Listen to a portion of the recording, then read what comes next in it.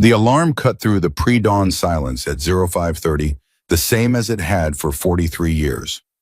Ryan Wolf's hands shot out before his eyes opened muscle memory from decades when hesitation meant death. The room held the cool desert air of an Arizona June morning, that brief window before the sun turned everything molten. His knees protested as he swung his legs over the bed's edge. 73 years of living hard left their signatures, the shrapnel scars on his left thigh, from a claymore mine outside Da Nang, the rebuilt shoulder from a bike wreck in '91, the tremor in his right hand that only appeared when he thought about Catherine. The bathroom mirror reflected a man weathered by time and choice, silver threading through his beard, ice blue eyes that still held their edge despite everything they'd witnessed. The pill bottle waited on the sink. Lisinopril, metoprolol, aspirin. The cardiologist's voice echoed in memory clinical, and certain 6 months without intervention. Maybe a year if he stopped fighting. Ryan swallowed them dry the way Marines learned to take everything and splashed cold water on his face. Downstairs, the coffee maker gurgled its familiar rhythm. He'd programmed it the night before another small ritual in the architecture of control he'd built around a life that kept threatening to spiral. The ranch house sat on 50 acres outside Copper Springs, a town that barely registered on most maps, which suited him perfectly. Through the kitchen window, the first light painted the Sonoran landscape in shades of amber and shadow. 3 photographs occupied the wall above the breakfast table, positioned where he'd see them every morning. The first showed 8 Marines in jungle fatigues, young faces grinning at the camera, despite the mud and exhaustion weapons held with the casual confidence of men who believed they'd live forever. Da Nang, 1971. Of those 8, only 2 remained breathing, and one of them had lost more than his eye in that jungle. Catherine smiled from the second frame, caught mid-laugh at some barbecue, probably one of the countless MC events where she'd played the president's wife with grace he never deserved. 40 years she'd stood beside him, 40 years of late nights in dangerous men and causes that consumed him. Cancer took her in 2018, but guilt told him the real killer had been neglect, the slow erosion of a marriage sacrificed to ghosts and promises made to dead men. The third photograph hurt the most. Emma at 35, before everything shattered, standing beside her mother at some family gathering Ryan couldn't quite remember attending. His daughter had Catherine's strength in her jaw, his stubbornness in her eyes. 7 years since they'd spoken beyond terse holiday texts. 7 years since she'd looked at him with anything but disappointment and barely concealed rage. The coffee burned its way down. His chest tightened, that familiar pressure that might be angina or might be the weight of accumulated failures. He waited for it to pass, counting breaths the way the cardiologist taught him, and thought about time. How much remained? What debts still needed paying? His phone buzzed at 06:15. Silas Gray's name lit the screen. The voice on the other end carried 65 years of shared history and the permanent rasp of a man who'd taken shrapnel to the throat. "You look like shit," Ryan almost smiled. "You should see the other guy." "Church in 30, Tommy's making breakfast." The line went dead. Silas didn't waste words, never had. Some men came back from Vietnam talkers needing to fill every silence with noise to drown the memories. Silas came back the opposite, as if he'd left his excess words in that jungle, along with his left eye and any illusions about the nobility of war. The Iron Brotherhood Clubhouse occupied a converted warehouse on the edge of town, set back from the highway behind a fence that looked casual but had cost more than most people's houses. Security cameras tracked the road, motion sensors covered the perimeter, and every member over 40 knew how to use the armory in the basement. They'd built something here over 3 decades, a family bound by leather and chrome, and the understanding that some bonds mattered more than blood. 15 bikes already lined the lot when Ryan pulled in, his '84 Harley rumbling between them like a greeting. The morning sun caught chrome and cast hard shadows. Inside, the smell of coffee and frying bacon mixed with oil and leather, creating an atmosphere that felt like home in ways his empty ranch never quite managed. Tommy Wrench Carson stood at the industrial stove, spatula in hand, his Army medic tattoos visible beneath rolled-up sleeves. At 62, he'd saved 3 lives in Fallujah before an IED sent him home with a Purple Heart and nightmares that made Ryan seem tame. "Scrambled or over easy?" Ryan slid onto a stool at the long table. "Scrambled, light on the salt." Tommy's eyes flicked to him, that medic's assessment people never quite shook. "Heart acting up." I'm fine. That's what my grandfather said, right before his third heart attack killed him. Silas emerged from the back office leather vest, bearing the VP patch, his remaining eye sharp enough to compensate for the one he'd lost to a grenade fragment in '71. The empty socket wore no patch, just puckered scar tissue he'd long ago stopped bothering to hide. He carried coffee in a mug that read, "I'm not arguing, I'm just explaining why I'm right," a gift from his ex-wife who'd finally given up trying to change him. "Jake's got opinions this morning." Ryan accepted the plate Tommy slid across the counter. "Jake always has opinions." The prospect in question sat at the far end of the table, 32 years old, and full of the kind of certainty that came from never having been truly tested. Jake Reeves had done his army time deployed once to Afghanistan, where he'd mostly pulled gate duty and joined the MC thinking he understood what brotherhood meant. He'd learn given time. They all did eventually, or they didn't last. I'm just saying, Jake continued a conversation that had apparently started before Ryan arrived. "The Shield Sisters thing costs us 50 grand a year minimum. Money we could put into the club, into expanding territory, into shit that actually benefits us." The table went quiet. Younger members ate faster, suddenly focused on their plates. The older men, the ones who'd earned their patches through blood and time, simply waited. Ryan took a bite of eggs, chewed slowly, swallowed. "What do you think we are, Jake? A motorcycle club, a brotherhood. We take care of our own." "And who's our own?" Jake shifted, sensing the trap but unable to see it clearly. "The members, the brothers, the families of brothers." "So just us, just the people who wear the patch. That's generally how organizations work, yeah." Ryan set down his fork with deliberate care. The sound of metal on ceramic echoed louder than it should have. "I started Shield Sisters 10 years ago because Silas's niece got beaten so badly by her husband she lost hearing in one ear. Police couldn't touch him, family connections. She had nowhere to go, no one to turn to. So we gave her somewhere. We gave her protection. We gave her a chance to rebuild." "That's one person." 127 people. Ryan corrected his voice, soft but carrying the weight of absolute authority. "That's how many women and children we've pulled out of hell in a decade. Some from our families, most not. Some from men connected to people we've been tracking for reasons that are none of your concern. But all of them needed help, and we provided it. At a cost. Everything costs." Ryan met Jake's eyes across the table, and the younger man looked away first. "Some things matter more than profit. You'll understand that when you have daughters. Or maybe you won't, and you'll wash out like the others who thought this was about bikes and bar fights." The silence stretched. Tommy broke it by sliding more bacon onto plates. The moment passed, but lessons like this had a way of settling in bones, becoming part of the bedrock that made a prospect into a brother, or sent him looking for easier alternatives. Ryan's phone vibrated against his thigh. Claire Dawson's name appeared on the screen, and the time read 06:43, which was wrong. Claire never called before 8 unless something had gone catastrophically wrong. He stepped outside the morning heat already building toward the day's assault. "Talk to me." Claire's voice carried an edge he'd heard before, the controlled urgency of someone managing a crisis while keeping panic at bay. "We have a situation. Woman just ran into Miller's Diner on Highway 60, pregnant, beaten badly. Husband right behind her. Sarah Bennett's there, called it in through our network." Ryan's mind shifted gears, the tactical thinking that never quite left. "Police, the woman's begging us not to call them. Says it'll make things worse." Standard domestic violence response. Victims often feared law enforcement more than their abusers, trained by repeated failures and threats into believing the system couldn't protect them. Sometimes they were right. "We have someone close.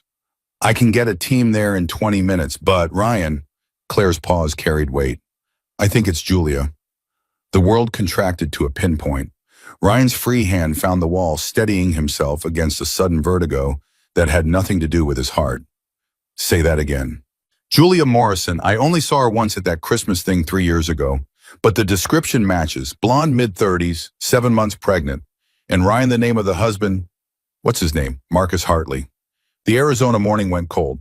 19,700 days since Vietnam, and that name still had the power to reach across decades and squeeze his chest like a vice. Hartley. The surname that had haunted him through nightmares and obsessive research, and hundreds of dead-end attempts to find justice for men who died choking on their own blood and mud, 10,000 miles from home. I need details. Everything Sarah reported. Claire's voice came rapid-fire efficient. Male mid-30s military-bearing calm demeanor. Not yelling commanding. Told the woman if it was time to go home. Sarah stepped between them. The woman's terrified but coherent. Visible bruises, defensive wounds, signs of prolonged abuse. Sarah's holding position, but she sounds scared. Ryan's mind raced through connections, probabilities. The mathematics of coincidence versus design. Julia Morrison, his goddaughter, not the biological daughter he'd promised Jimmy Morrison to protect in 1971, but the child Jimmy's widow Sue had born 19 years after Jimmy's death, after she'd remarried and rebuilt her life. Ryan had extended his promise across the years, watching over Sue until her death in 2015, then transferring that protection to Julia, the girl who carried Jimmy's last name and his wife's courage. And Hartley, a name that meant only one thing. Get everyone. Ryan said, his voice carrying the snap of command that made sergeants in Vietnam and prospects in the MC immediately move. I want every patch holder who can ride. Full formation. We roll in 10 minutes. Ryan, that's 70 bikes. That's a spectacle. That's exactly what I want. Get them. He disconnected before she could argue. Silas stood in the doorway reading Ryan's expression with the accuracy of someone who'd shared foxholes and knew every tell. Vietnam. Hartley's son has to be. Silas's remaining eye went flat. The jovial breakfast energy vanished, replaced by something colder. You sure? How many Hartleys you know in military contracting who produce sons that beat pregnant women? Fair point. Silas turned back inside, voice rising to carry through the clubhouse. Church now, everyone. The word spread like electricity. Plates abandoned, mid-meal coffee cups set down, conversations dying as members moved toward the chapel, the private room where serious business happened and votes determined futures. Ryan followed his pulse steady despite the situation, his mind already 10 steps ahead. The chapel held the organized chaos of men preparing for action. Silas stood at the head table, Ryan beside him, Tommy already pulling up maps on his phone. The younger members looked excited, sensing something big. The older ones looked grim, understanding that when Ryan moved fast, blood usually followed. We have a sister in need, Ryan began, dispensing with preamble. Julia Morrison, some of you remember her from years back. Jimmy Morrison's stepdaughter, the daughter his widow Sue bore years after Jimmy died in Vietnam. She's my goddaughter by extension of the promise I made to Jimmy, and she's at Miller's Diner right now with a man who's been beating her. A man whose father I served with in Vietnam. The temperature in the room dropped 10 degrees. Vietnam references were rare, save for when the past became present and old debts demanded payment. This isn't club business. Jake started, then stopped when Silas's eye fixed on him with the intensity of a targeting laser. This is exactly club business, Ryan continued, his voice carrying the weight of 2 decades as president. We protect those who can't protect themselves. We stand against men who use violence to control the weak. And we keep promises made to dying brothers. All of you, every patch you wear, every oath you took, this is what it means. He let that settle, watching faces harden with understanding. We ride in 10. Full formation, battle colors. I want every bike that runs, every man who can hold bars. We're going to show this Hartley boy what happens when you touch someone under our protection. And we're going to do it in a way his father hears about before the day ends. Tommy looked up from his phone. 22-minute ride at formation speed. Roads are clear this time of morning. Then let's move. The clubhouse emptied in organized chaos. Vests pulled on helmets, checked weapons discreetly holstered because Arizona law allowed it, and situations like this sometimes required it. Ryan strapped his .45 into the small of his back, covered by his vest, a weight that felt familiar and grim. He'd carried a 1911 in Vietnam, a different gun, but the same make and sometimes muscle memory reached across 5 decades like it was yesterday. Silas fell in beside him as they walked to the bikes. You think it's really his son? I know it is. The name's not common, the military connection, the timing. This has Hartley written all over it. Could be coincidence. Ryan swung his leg over his Harley, feeling the old machine settle under his weight. You believe that? Not for a second. Silas mounted his own bike, a newer model, but maintained with the same fanatical care. We're riding into something bigger than a domestic call. We always were. The engine started in sequence, 70 Harleys rumbling to life in a thunder that shook windows and sent birds fleeing from nearby trees. Ryan took point, Silas on his right, Tommy on his left, the three of them forming the tip of a spear that stretched back in perfect formation. Younger members in the rear, older ones flanking the sides. The whole configuration moving as one organism born from years of runs and practice, and the kind of discipline that came from men who'd served. They pulled onto the highway in formation, occupying all lanes, and Ryan felt the old surge of purpose that made everything else fall away. This was what he was built for, this moment, where action replaced doubt and the path forward became crystal clear. 73 years old, heart-failing daughter, estranged wife dead, but here on this bike leading his brothers toward a fight that mattered, he felt alive in ways that had nothing to do with breath or pulse. The desert rolled past at 80 miles per hour, the formation tight, the engine singing a chorus that announced them miles before arrival. Other drivers pulled aside, some taking photos, others calling police who had arrived too late to matter. Ryan's mind focused forward at planning contingencies, remembering Julia as a teenager at MC barbecues after Sue remarried Jimmy's face as he died, the weight of a promise that had shaped decades. And underneath it all, the name. Hartley. Colonel James Hartley, who'd ordered them into an ambush called extraction for himself alone, left 5 men to die and 2 to suffer, then built an empire on lies while Ryan and Silas carried ghosts that never rested. 54 years of searching for proof, for justice, for some way to balance ledgers written in blood. Now Hartley's son had delivered himself into their hands by touching Julia. The symmetry felt almost biblical. Miller's Diner appeared ahead, a tired building that had served truckers and locals since the 70s. 3 cars in the lot, no police yet, no sign of immediate crisis from the outside. Ryan raised his fist, the signal to slow, and the formation decelerated in unison. He could see through the windows now, shapes moving, a tall man near the counter, customers frozen in various states of alarm. The bikes surrounded the building, a perfect perimeter, engines rumbling at idle. The sound filled the morning air like approaching thunder, a promise of storm. Ryan dismounted, Silas and Tommy flanking him, the rest of the formation holding position. Through the window he saw the man turn, saw his face register confusion, then calculation, then the first edge of fear. Military bearing controlled movements, cold assessment of threats. Ryan recognized the type had served with them, led them, sometimes buried them. This was no street thug or drunken husband.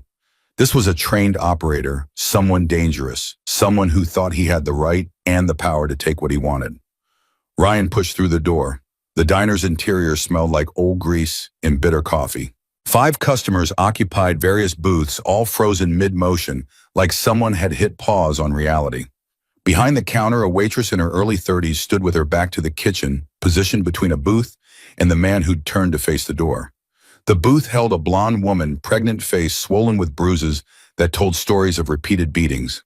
Her eyes met Ryan's and recognition flashed across them before dissolving into hope so desperate it hurt to witness. "Uncle Ryan." Julia's voice came out, broken, scraped raw by crying. The man, Marcus Hartley, had to be assessed, Ryan, with the cold efficiency of someone trained to evaluate threats. 6'2", maybe 35, lean muscle beneath casual clothes that probably hid at least one weapon. His eyes were his father's, that same calculation that had decided 5 Marines were acceptable losses for personal survival. Ryan's voice came out quiet, which made it more dangerous. "Marcus Hartley, you have something that belongs to me. She belongs to herself. She married me. Did she, or did your father arrange it?"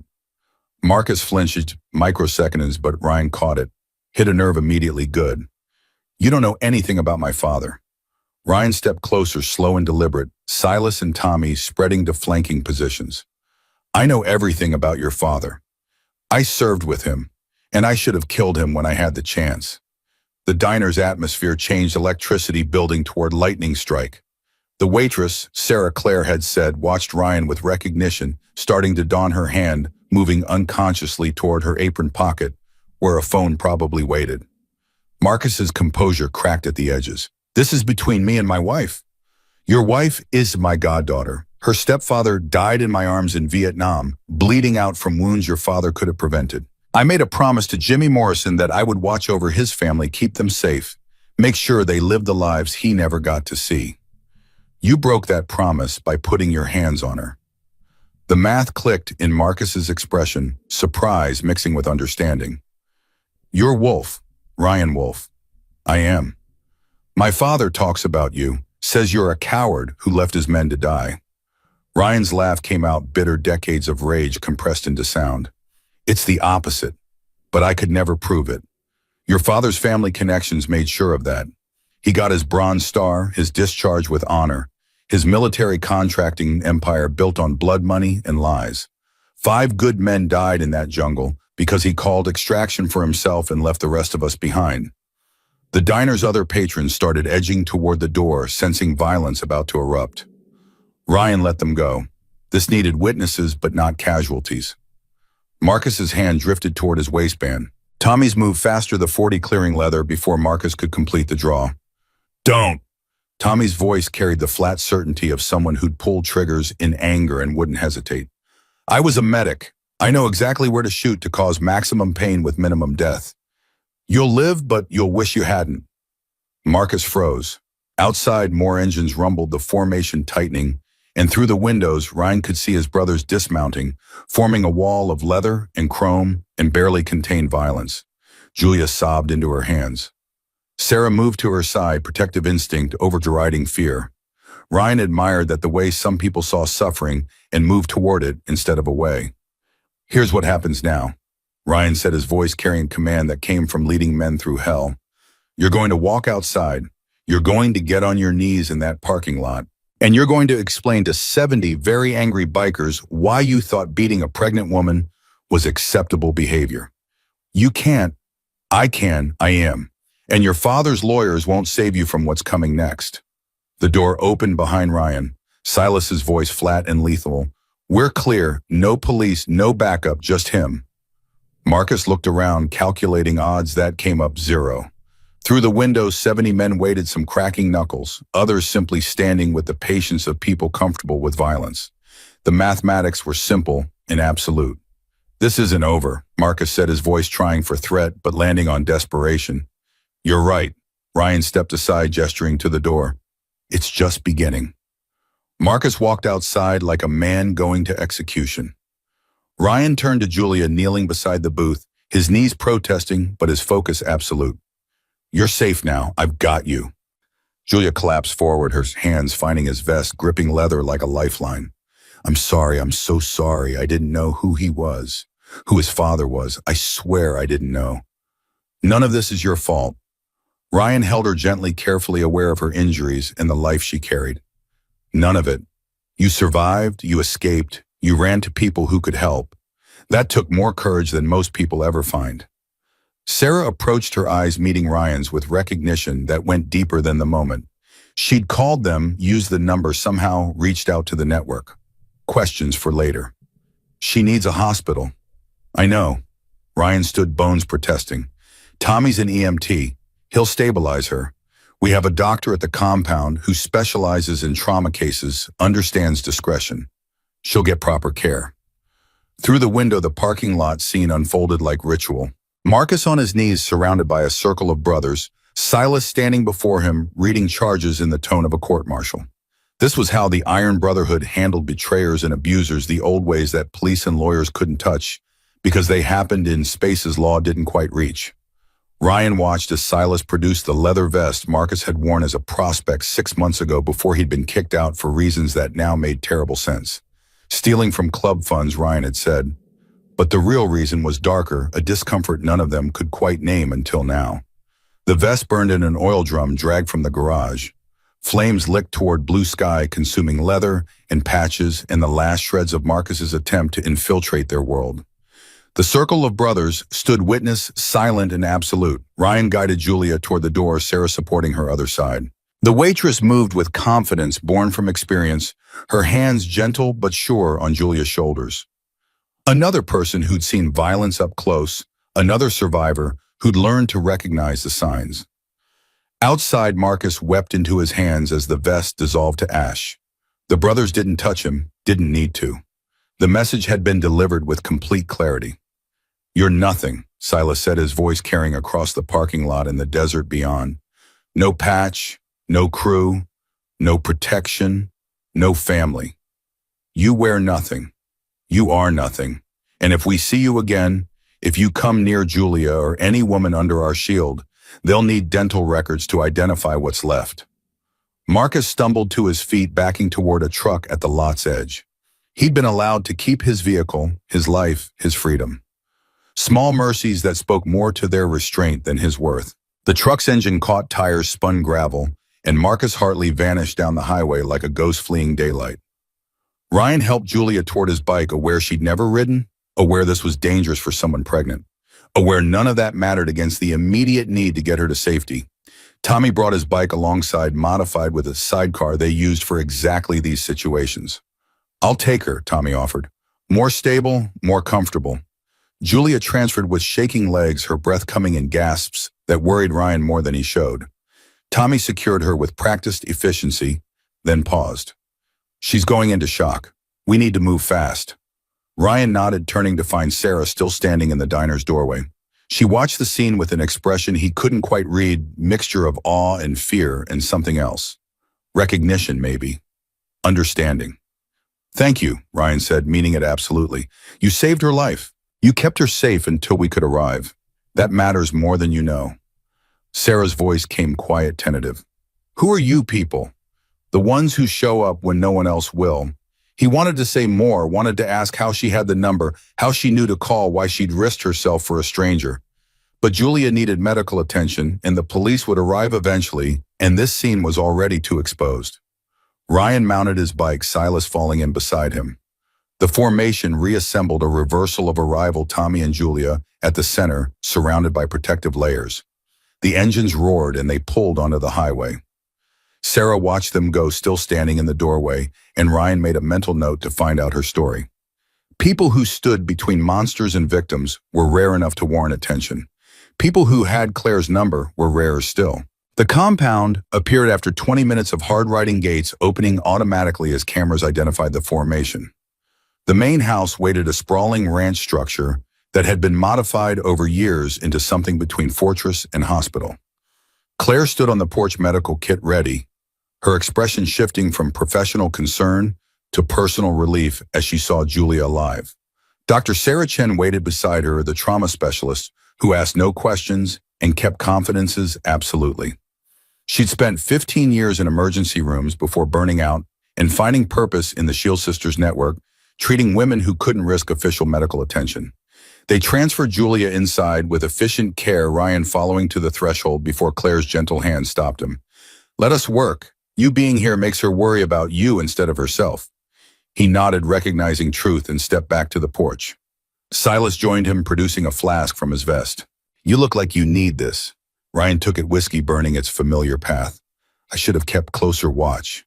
Should have known she'd gotten married. Should have." Should have is the most useless phrase in any language. Silas reclaimed the flask. "You saved her. Today. That's what matters. Marcus is just the surface. His father's behind this. Obviously. Question is why now? Why Julia specifically?" Ryan had been asking himself that same question since Claire's call. "Because Hartley knows who she is, knows her connection to me through Jimmy. This was deliberate, targeting her as a way to get to us, to me, you. So this is personal for him too, after 54 years. Some debts don't expire." Silas studied him with the intensity of a man who'd learned to read people through observation rather than binocular vision. "You gonna tell me about the heart?" Ryan's hand moved involuntarily to his chest. "What heart?" "The one that's failing." Tommy noticed the pills.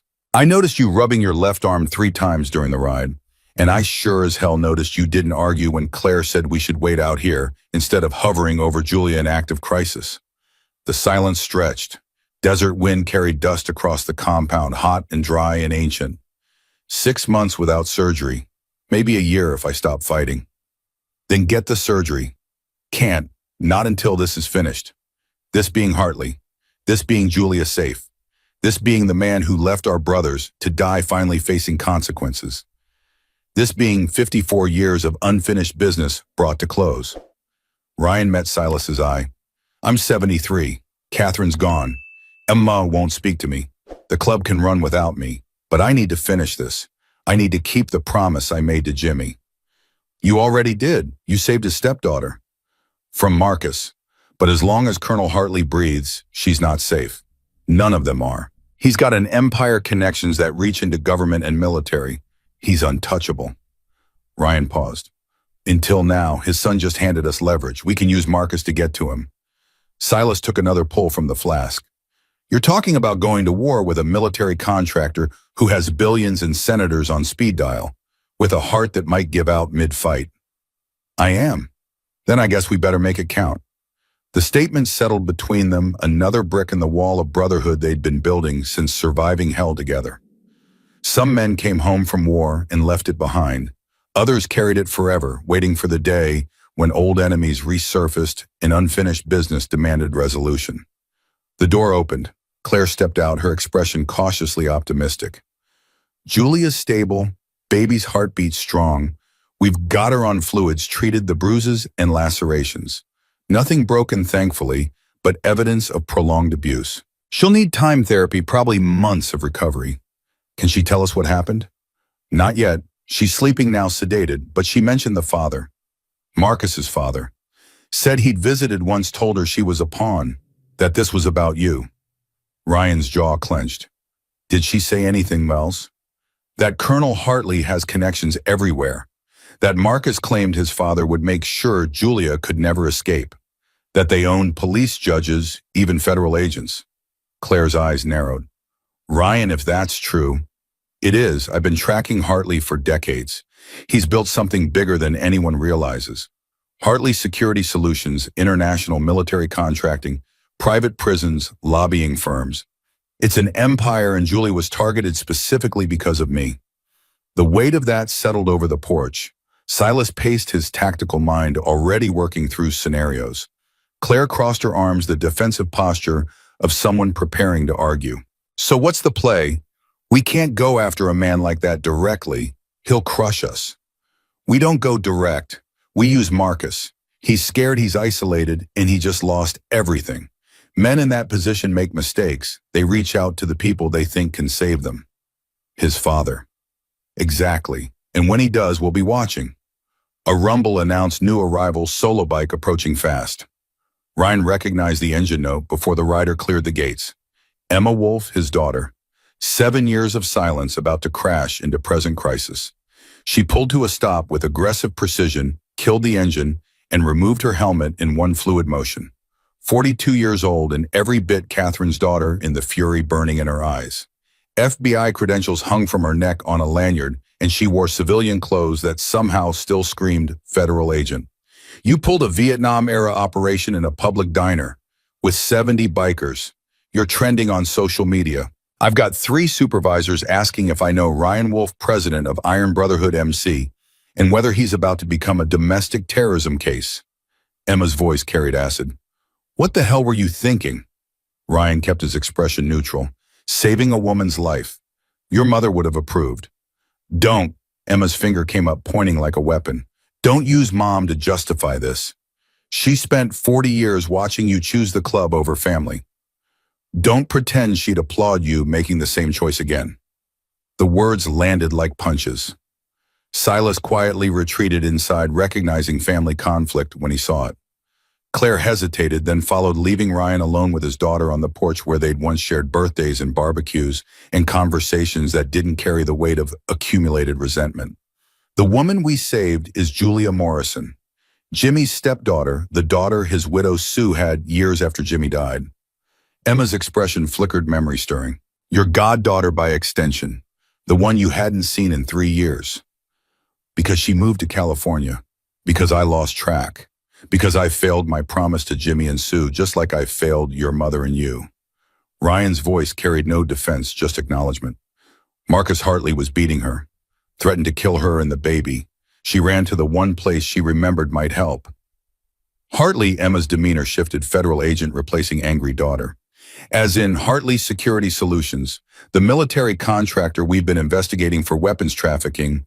His son, the colonel's son, who targeted Julia specifically because she's connected to me through Jimmy's family. Emma pulled out her phone, fingers flying across the screen. This is bigger than a domestic call. If James Hartley is targeting people in your network, it's because you're a threat to his operation. What do you have on him? 10 years of documentation, financial records, testimony from victims, connection maps between his company and criminal enterprises. Everything except his signature directly linking him to illegal activity. Where, in my safe, everything I've built, everyone we've saved, all of it points toward Hartley. But he's protected. State Department contracts give him immunity. His lawyers are the best money can buy, and his connections reach high enough that cases disappear before they start. Emma studied him, and Ryan saw Catherine in the way she tilted her head, the way she processed information with that same analytical precision. You've been running an off-books investigation for a decade, using the Shield sisters as an intelligence network. That's why you do it. Not just for the women, for leverage against Hartley. Both reasons matter. We save them because they need saving. We document their stories because patterns emerge, connections reveal themselves, and eventually you build a case that can't be ignored. Except you can't bring that case to anyone because the system's compromised. Now you understand. Emma pocketed her phone. I'm FBI, Domestic Terrorism and Organized Crime Unit. We've been looking at Hartley for 2 years building a RICO case. But we need direct evidence, something that ties him personally to illegal activity. Without that, he's just a successful businessman with unfortunate employees. The pieces started fitting together, puzzle forming from chaos. Ryan saw it in Emma's expression, the calculation happening behind her eyes. You want to use me, he said. Use my network, my documentation to supplement your investigation. I want to give you a chance to finish what you couldn't finish in Vietnam. Bring Hartley down legally, permanently. Put him somewhere lawyers can't reach and connections can't protect.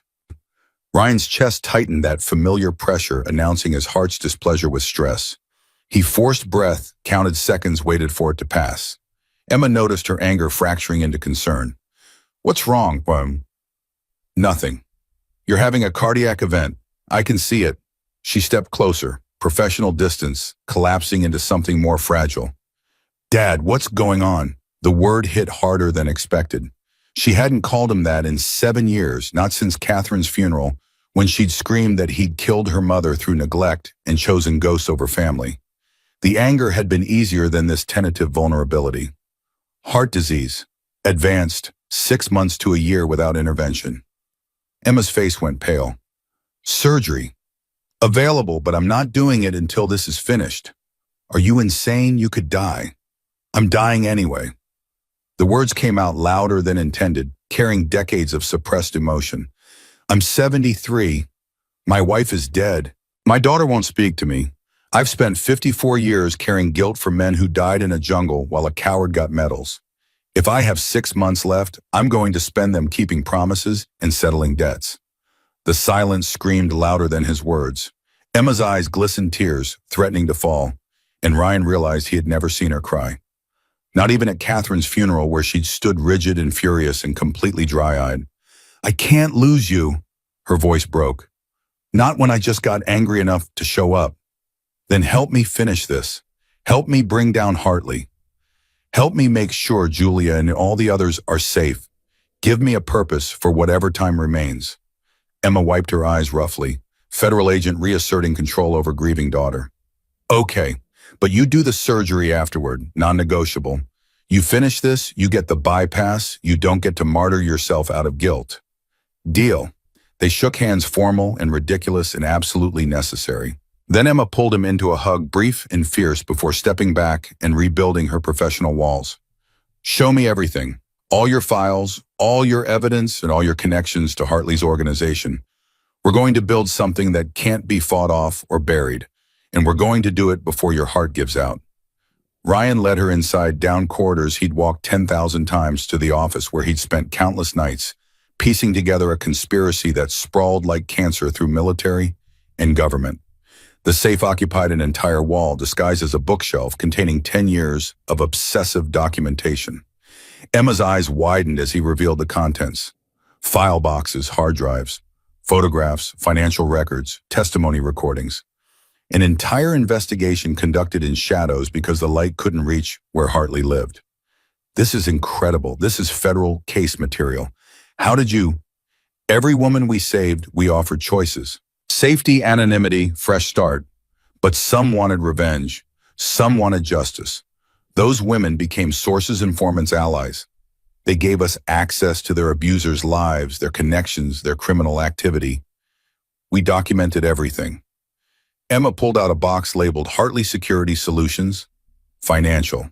Inside spreadsheets detailed offshore accounts, shell companies' transactions that danced around legal lines. This alone could start a Treasury investigation. But you're right, nothing directly implicates Colonel Hartley.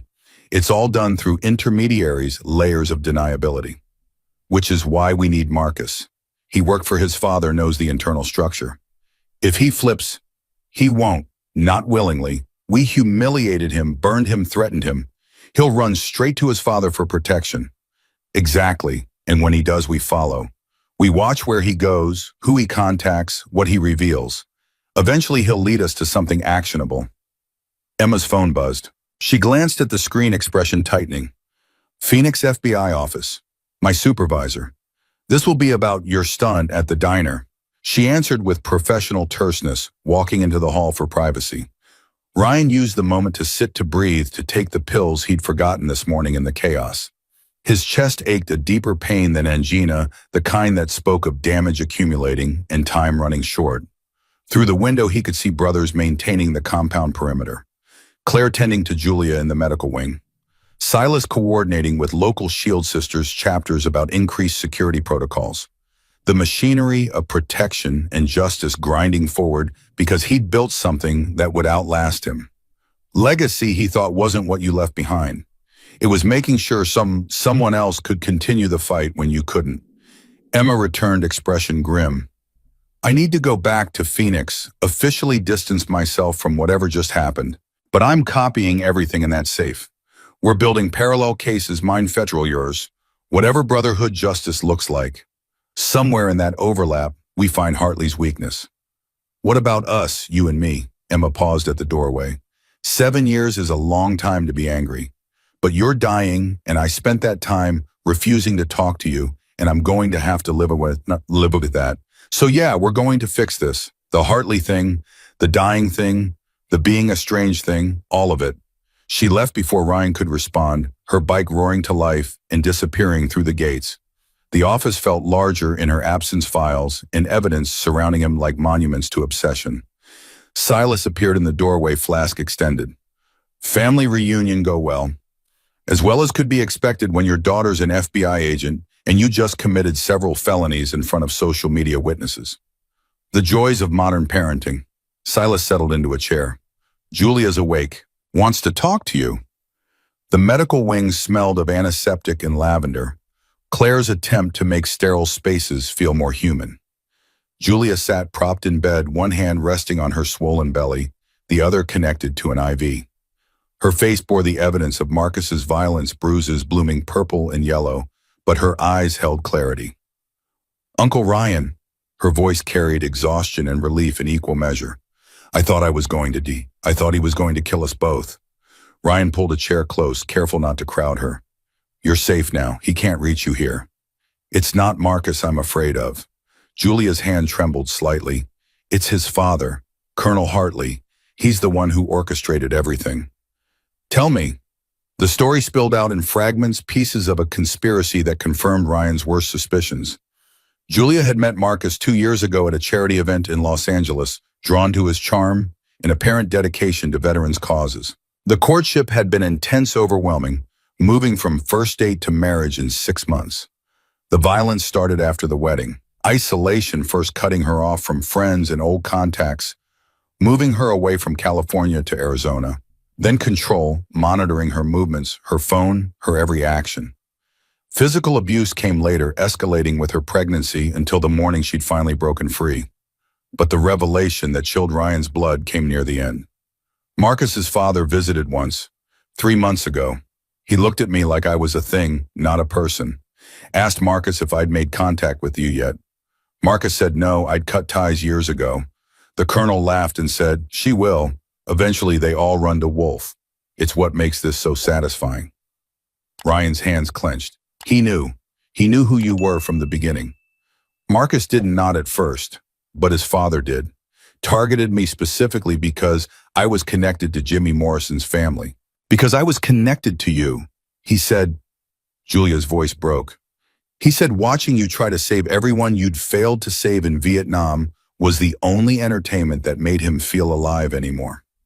The room contracted. 54 years of unfinished business crystallized into absolute clarity. This wasn't coincidence or bad luck. This was calculated revenge, a game played across decades by a man who'd turned betrayal into art form. Did he say anything else? Anything about his operation, his plans, anything we can use? Julia thought her expression concentrating despite obvious pain. He mentioned someone in the sheriff's department. Said if I tried to get help, there were people who'd make sure reports disappeared.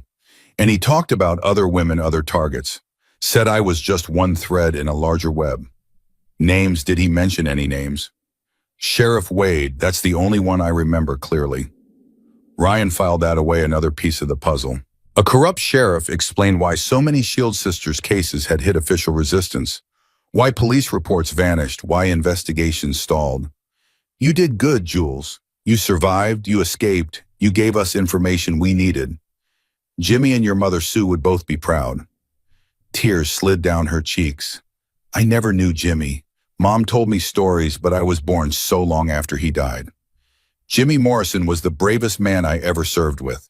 Carried 2 wounded Marines through 3 miles of jungle with a bullet in his leg. Died making sure they got to the extraction point alive. And your mother Sue was just as brave, rebuilding her life after losing him, raising you with the same values he would have taught. They both would have loved you more than anything in this world. Julia's smile carried pain and gratitude. Thank you for keeping their promise, for coming when I needed you.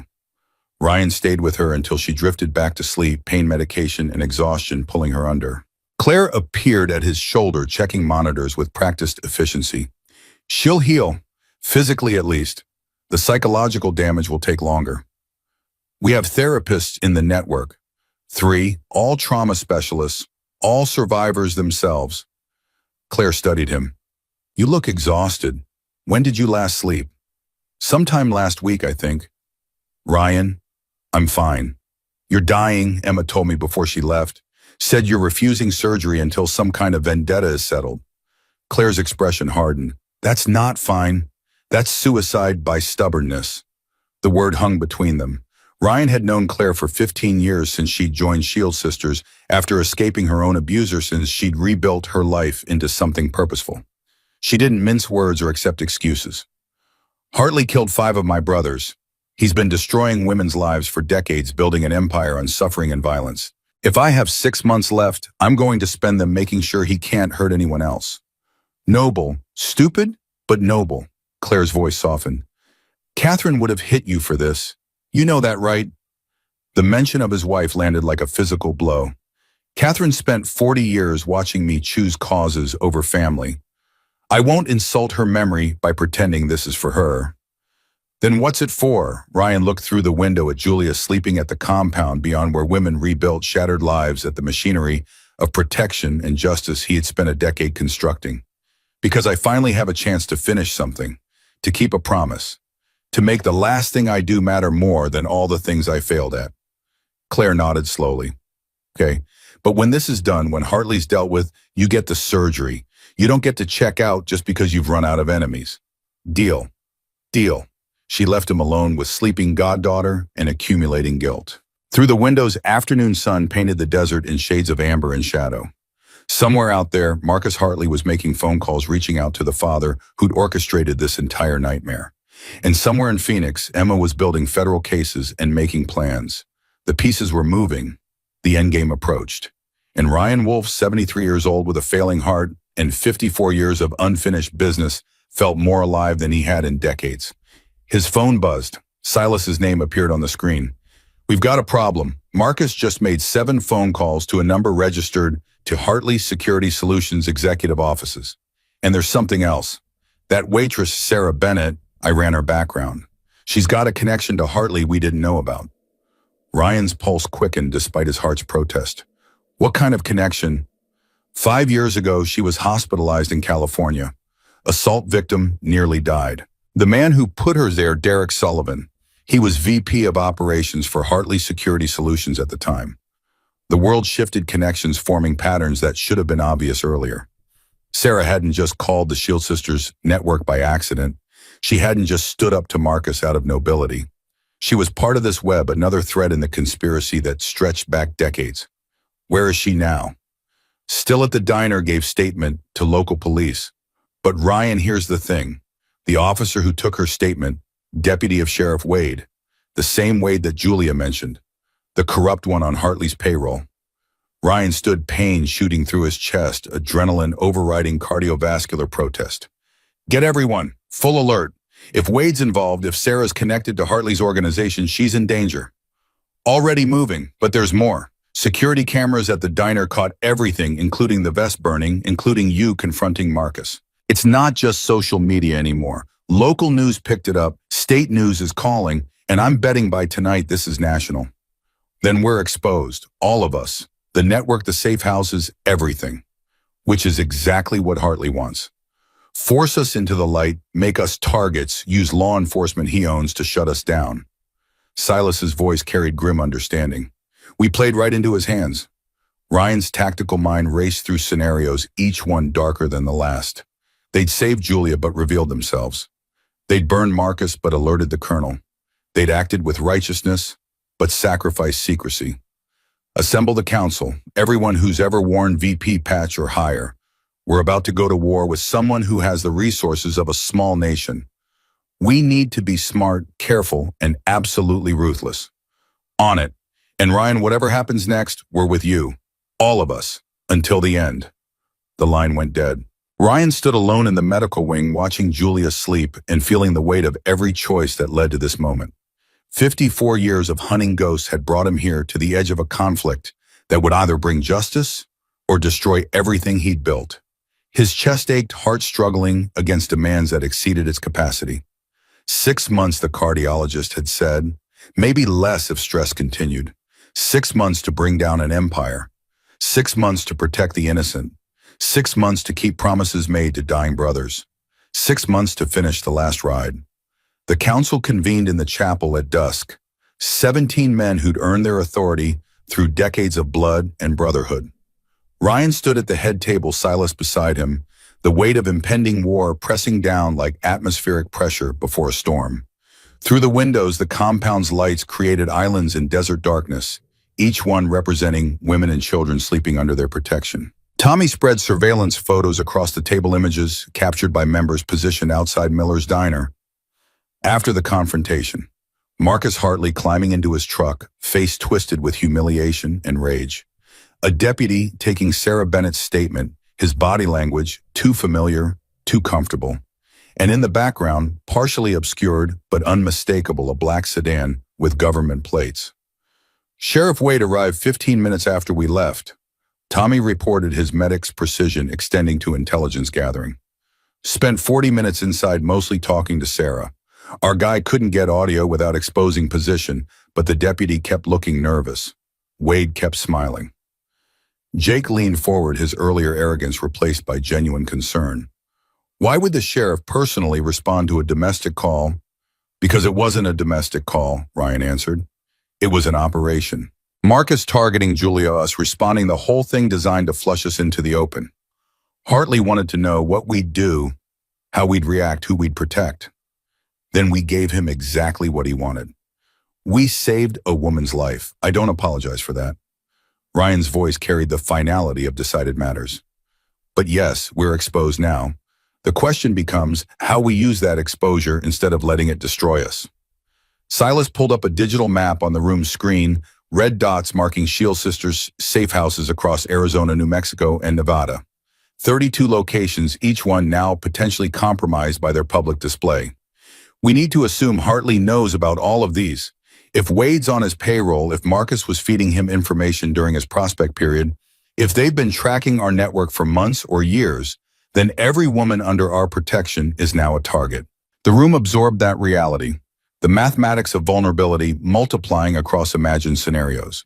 300 women and children currently residing in safe houses, each one representing a rescue, a promise, a life rebuilt from violence. We can't evacuate everyone. An older member named Diesel observed, his road-worn face creased with concern. Moving that many people simultaneously would create chaos, leave trails, expose backup locations. And we can't defend 32 sites against coordinated assault. Another added, we don't have the numbers. Ryan had spent the hours since Julia's revelation running these same calculations, each solution revealing new problems, every strength becoming potential weakness. The network they'd built for protection had become a web of targets.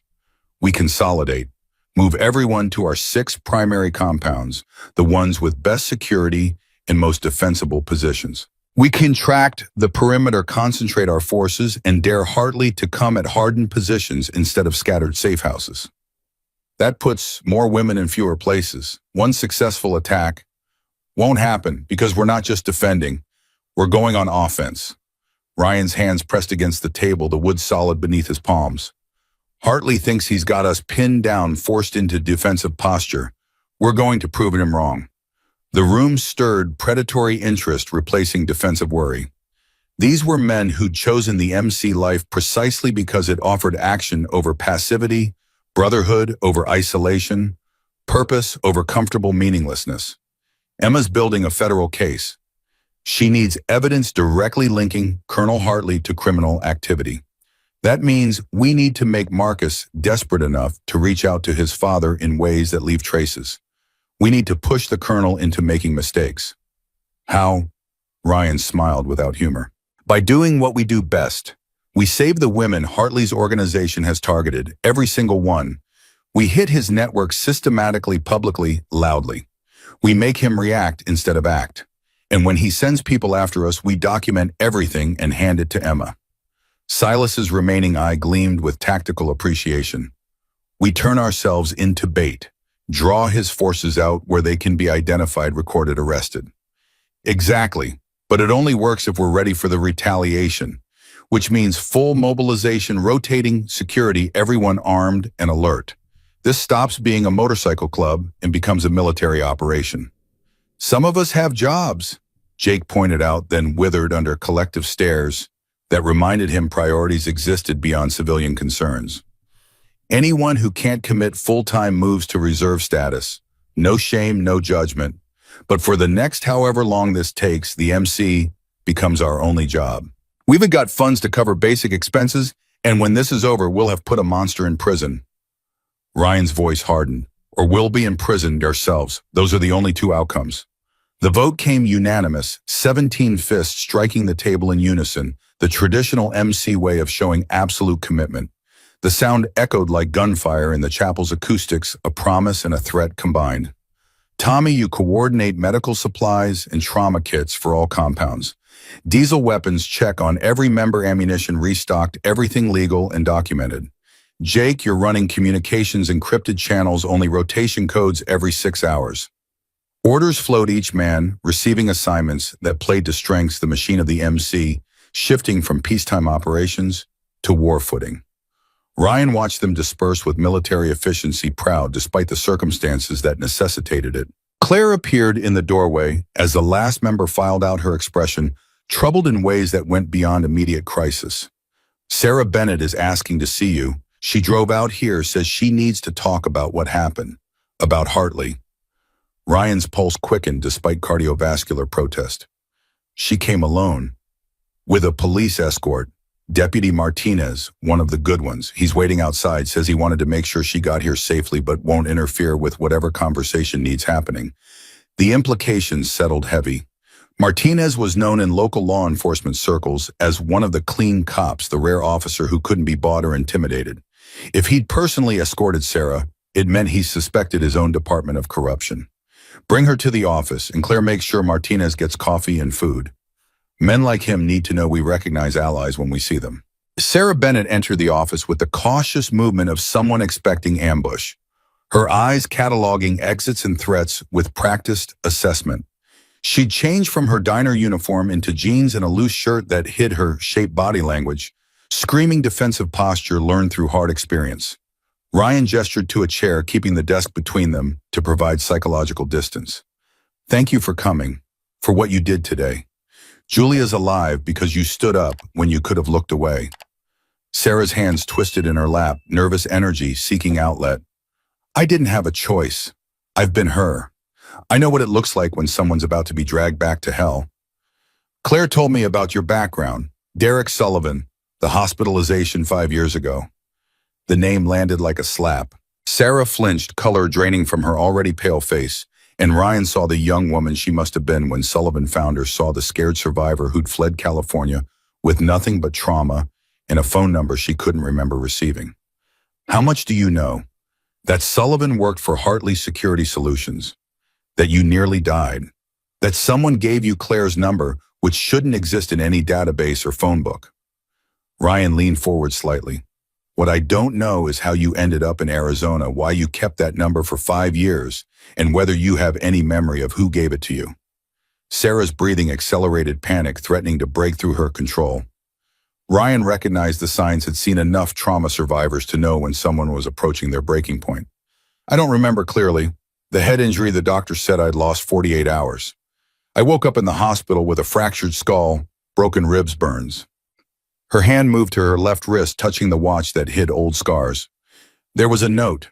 The nurses said someone had insisted they give it to me when I woke up. Just a phone number and initials. The room contracted to just the two of them, past and present, colliding in ways Ryan had suspected but hoped weren't true.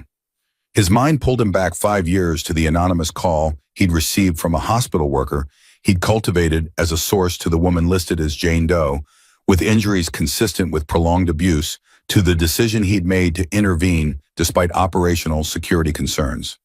Tell me about Derek Sullivan. The story emerged in fragments, each piece extracted like shrapnel from old wounds. Sarah had met Derek at 27, fresh from a failed engagement, invulnerable to his calculated charm.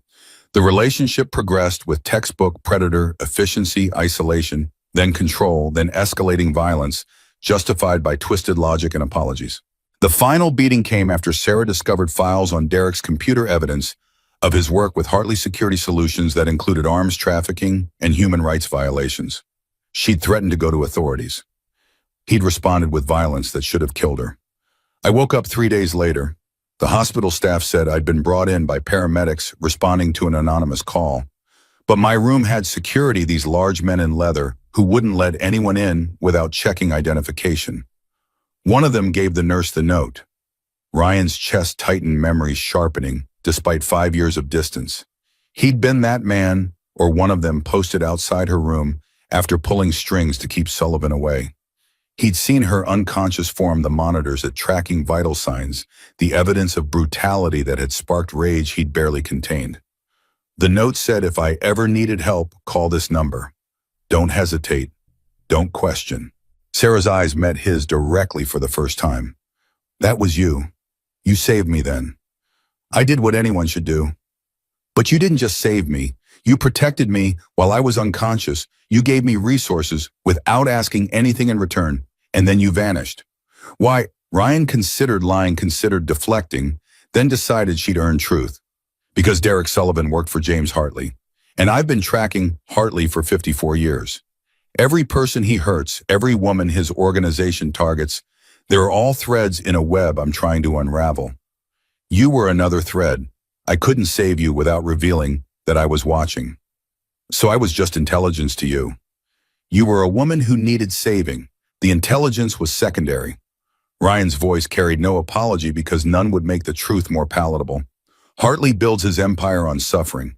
His contractors, his employees, his associates, they all use violence to control the vulnerable. Each victim is both tragedy and evidence. Each rescue is both moral imperative and tactical move. Sarah processed this, her expression cycling through emotions Ryan couldn't quite read. Anger, certainly. Understanding, maybe. Something else beneath that, harder and colder. Then you need to know something. Derek Sullivan is in Arizona. He's been here for 3 months, and he's working with Marcus Hartley. The office temperature dropped 10 degrees. Ryan's tactical mind immediately started racing through implications, connections, the web of conspiracy expanding with each new revelation. How do you know? Because I saw him yesterday at a grocery store in Phoenix. I ran before he could see me, spent the night in my car, terrified he'd found me. Then this morning, Julia ran into the diner and I recognized the pattern.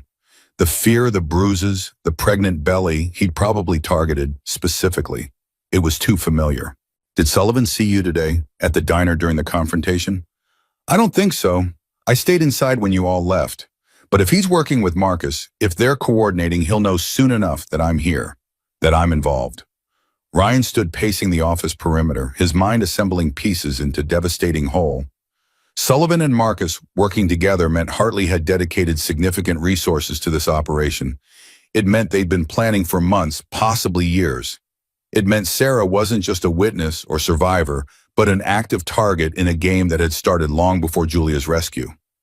Sheriff Wade took your statement personally. That's unusual.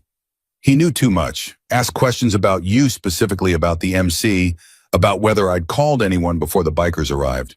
His deputy kept shooting him looks like he was nervous about what Wade was saying. Deputy Martinez brought you here? Against Wade's orders. Martinez pulled me aside after said Wade was dirty and I should disappear before something bad happened. He offered to escort me wherever I needed to go. Sarah's voice carried grudging respect. I told him I needed to talk to Ryan Wolf. He didn't argue. The threads tightened, pattern emerging from chaos. Hartley had his hooks in local law enforcement through Wade. He had Marcus and Sullivan coordinating ground operations.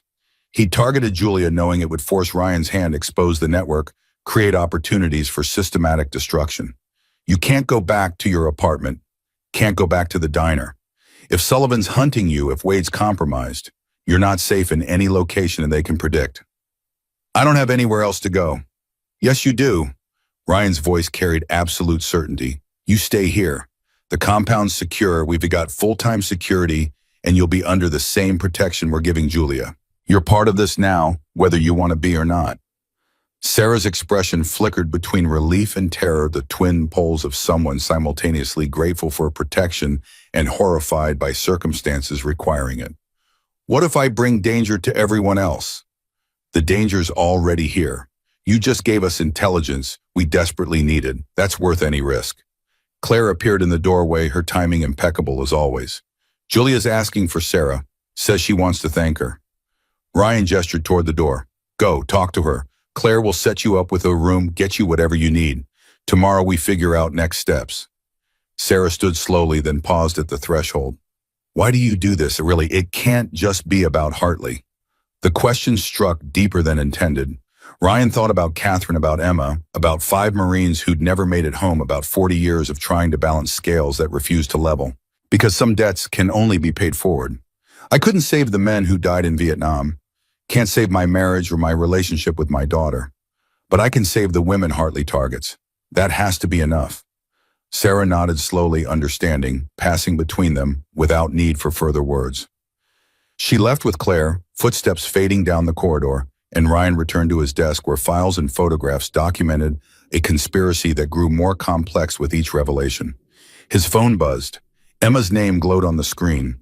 The voice on the other end carried tension, wrapped in professional composure. I've got problems. My supervisor's asking questions about your little display at the diner. Social media is calling you everything from vigilante hero to domestic terrorist.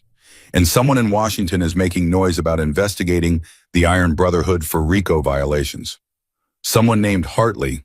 His lawyers, yes. How did you know? Because that's his play. Force us into the light. Use law enforcement he controls or influences to shut us down legally. Can't kill us all without attracting attention. So he'll use the system to destroy us. Which is why I'm calling. We need to move faster than anticipated. If federal investigation starts, if U.S. attorneys get involved, my ability to protect you evaporates. We need evidence linking Hartley directly to criminal activity, and we need it yesterday. Ryan's mind raced through options, each one carrying risks that multiplied exponentially. Sarah Bennett's here. She saw Derek Sullivan in Phoenix 3 months ago. Sullivan's working with Marcus. Sullivan, the arms trafficker, the one who nearly killed her 5 years ago. Emma's voice sharpened with professional interest. That's connection we can use. If Sullivan's in Arizona coordinating with Marcus, if they're both acting on Hartley's orders, That gives us conspiracy to commit multiple felonies across state lines. We need proof. Recordings, documents, financial transfers, something that survives courtroom scrutiny. Then we need to force their hand, make them sloppy, push them into making mistakes we can document. Emma paused and Ryan heard her tactical mind working parallel to his own. We need bait, something Hartley wants badly enough to expose himself getting. Sarah and Julia. He's been targeting them specifically. If we dangle them, if we create opportunity for Sullivan and Marcus to make another move, you can have surveillance in position to catch everything. That's putting two traumatized women directly in danger. That's giving them choice and agency in their own protection. We explain the risks, we give them full veto power, and if they agree, we build an operation that keeps them as safe as humanly possible while drawing out the predators. Ryan's voice hardened. These women aren't helpless victims anymore. They're survivors who deserve the chance to fight back. The line went silent for several seconds, Emma weighing ethics against necessity, against time running out. Okay, but we do this my way. FBI surveillance, federal backup, everything by the book so it holds up in court. You and your brothers provide muscle and last resort protection, but this is my operation. Agreed? Agreed. When? Give me 48 hours to set up equipment and position teams. Then we create a scenario that forces Hartley's hand. The call disconnected. Ryan sat in darkness, broken only by desk lamp considering the machinery they were setting in motion. Psychological warfare, human bait, federal conspiracy, all of it balanced on the knife edge between justice and disaster. His chest tightened, that familiar pressure, announcing his heart's displeasure. He fumbled for pills, swallowed them dry, and counted breaths until the pain subsided. 6 months, maybe less. The cardiologist's words echoed through his mind like prophecy. 6 months to bring down an empire built on 54 years of betrayal and violence. 6 months to keep promises made to dying brothers. 6 months to prove his life had mattered.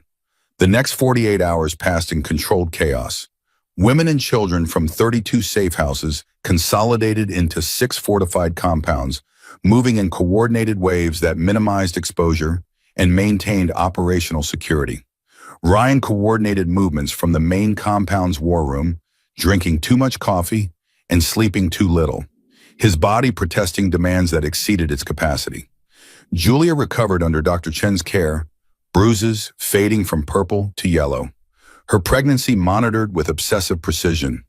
She spent hours with Sarah, the two women bonding over shared trauma and determination to survive their conversations, providing foundation for the plan taking shape. Emma arrived on the second morning with a van full of surveillance equipment and 3 FBI technical specialists who transformed the compound's guest house into an operations center.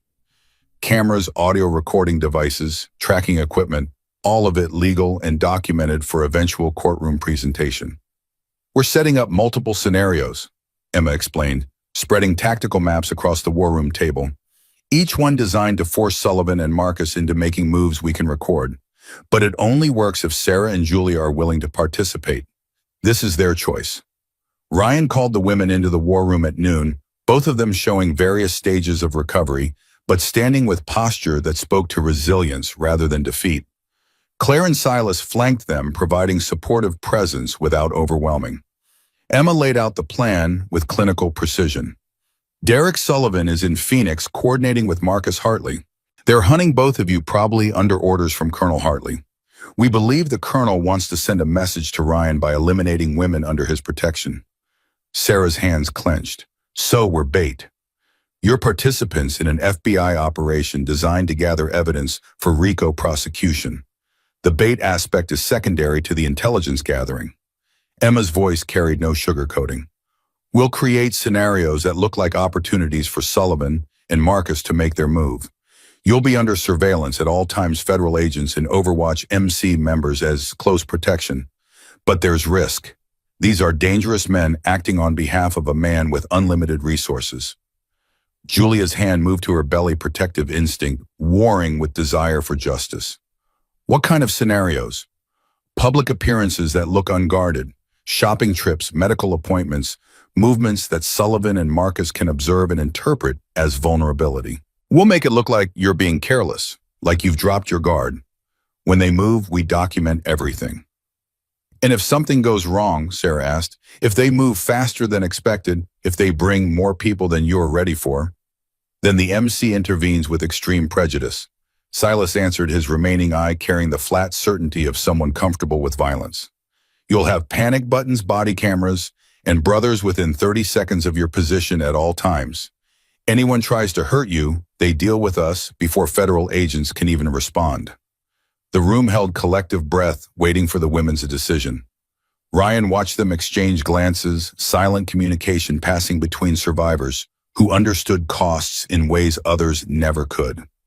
Julia spoke first, her voice steady despite obvious fear. I'm doing this. Marcus and his father destroyed my life, threatened my baby, used me as a weapon against Uncle Ryan. I want them in prison where they can't hurt anyone else. Sarah, Emma's eyes met hers with respect born from understanding. No one will think less of you if you refuse. You've already survived more than most people could handle. Sarah's jaw set, determination replacing uncertainty. Derek Sullivan beat me so badly I lost memories.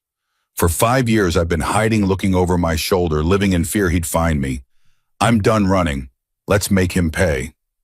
The decision settled over the room like armor donning, each person accepting their role in the operation ahead. Emma began detailing specifics, timelines, communication protocols, the technical aspects of conducting operations that would withstand legal scrutiny while maximizing chances of success. Ryan listened with tactical appreciation, recognizing Emma's competence and feeling pride mixed with regret. She'd inherited his strategic mind, but applied it with the structure and discipline he'd always lacked. Catherine would have been proud of the woman their daughter had become, even if she'd never forgive the circumstances that shaped her. The first scenario launched the following morning. Sarah and Julia, accompanied by Claire in civilian clothes, drove to a Phoenix shopping center for maternity supplies. 3 FBI surveillance teams positioned throughout the mall tracked their movement. 5 MC members in various disguises provided close protection. Emma coordinated from a van 2 blocks away, monitoring audio and video feeds. Ryan watched from the war room, heart rate elevated, despite medication, coffee growing cold, as his attention fixed on monitors showing multiple angles of the mall interior. Sarah browsed racks of infant clothes with forced casualness, while Julia practiced breathing exercises taught by Dr. Chen, her body camera providing feed that captured every customer passing nearby. Hours passed without incident. They purchased supplies, ate lunch in the food court, walked with deliberate slowness that broadcast vulnerability to anyone watching.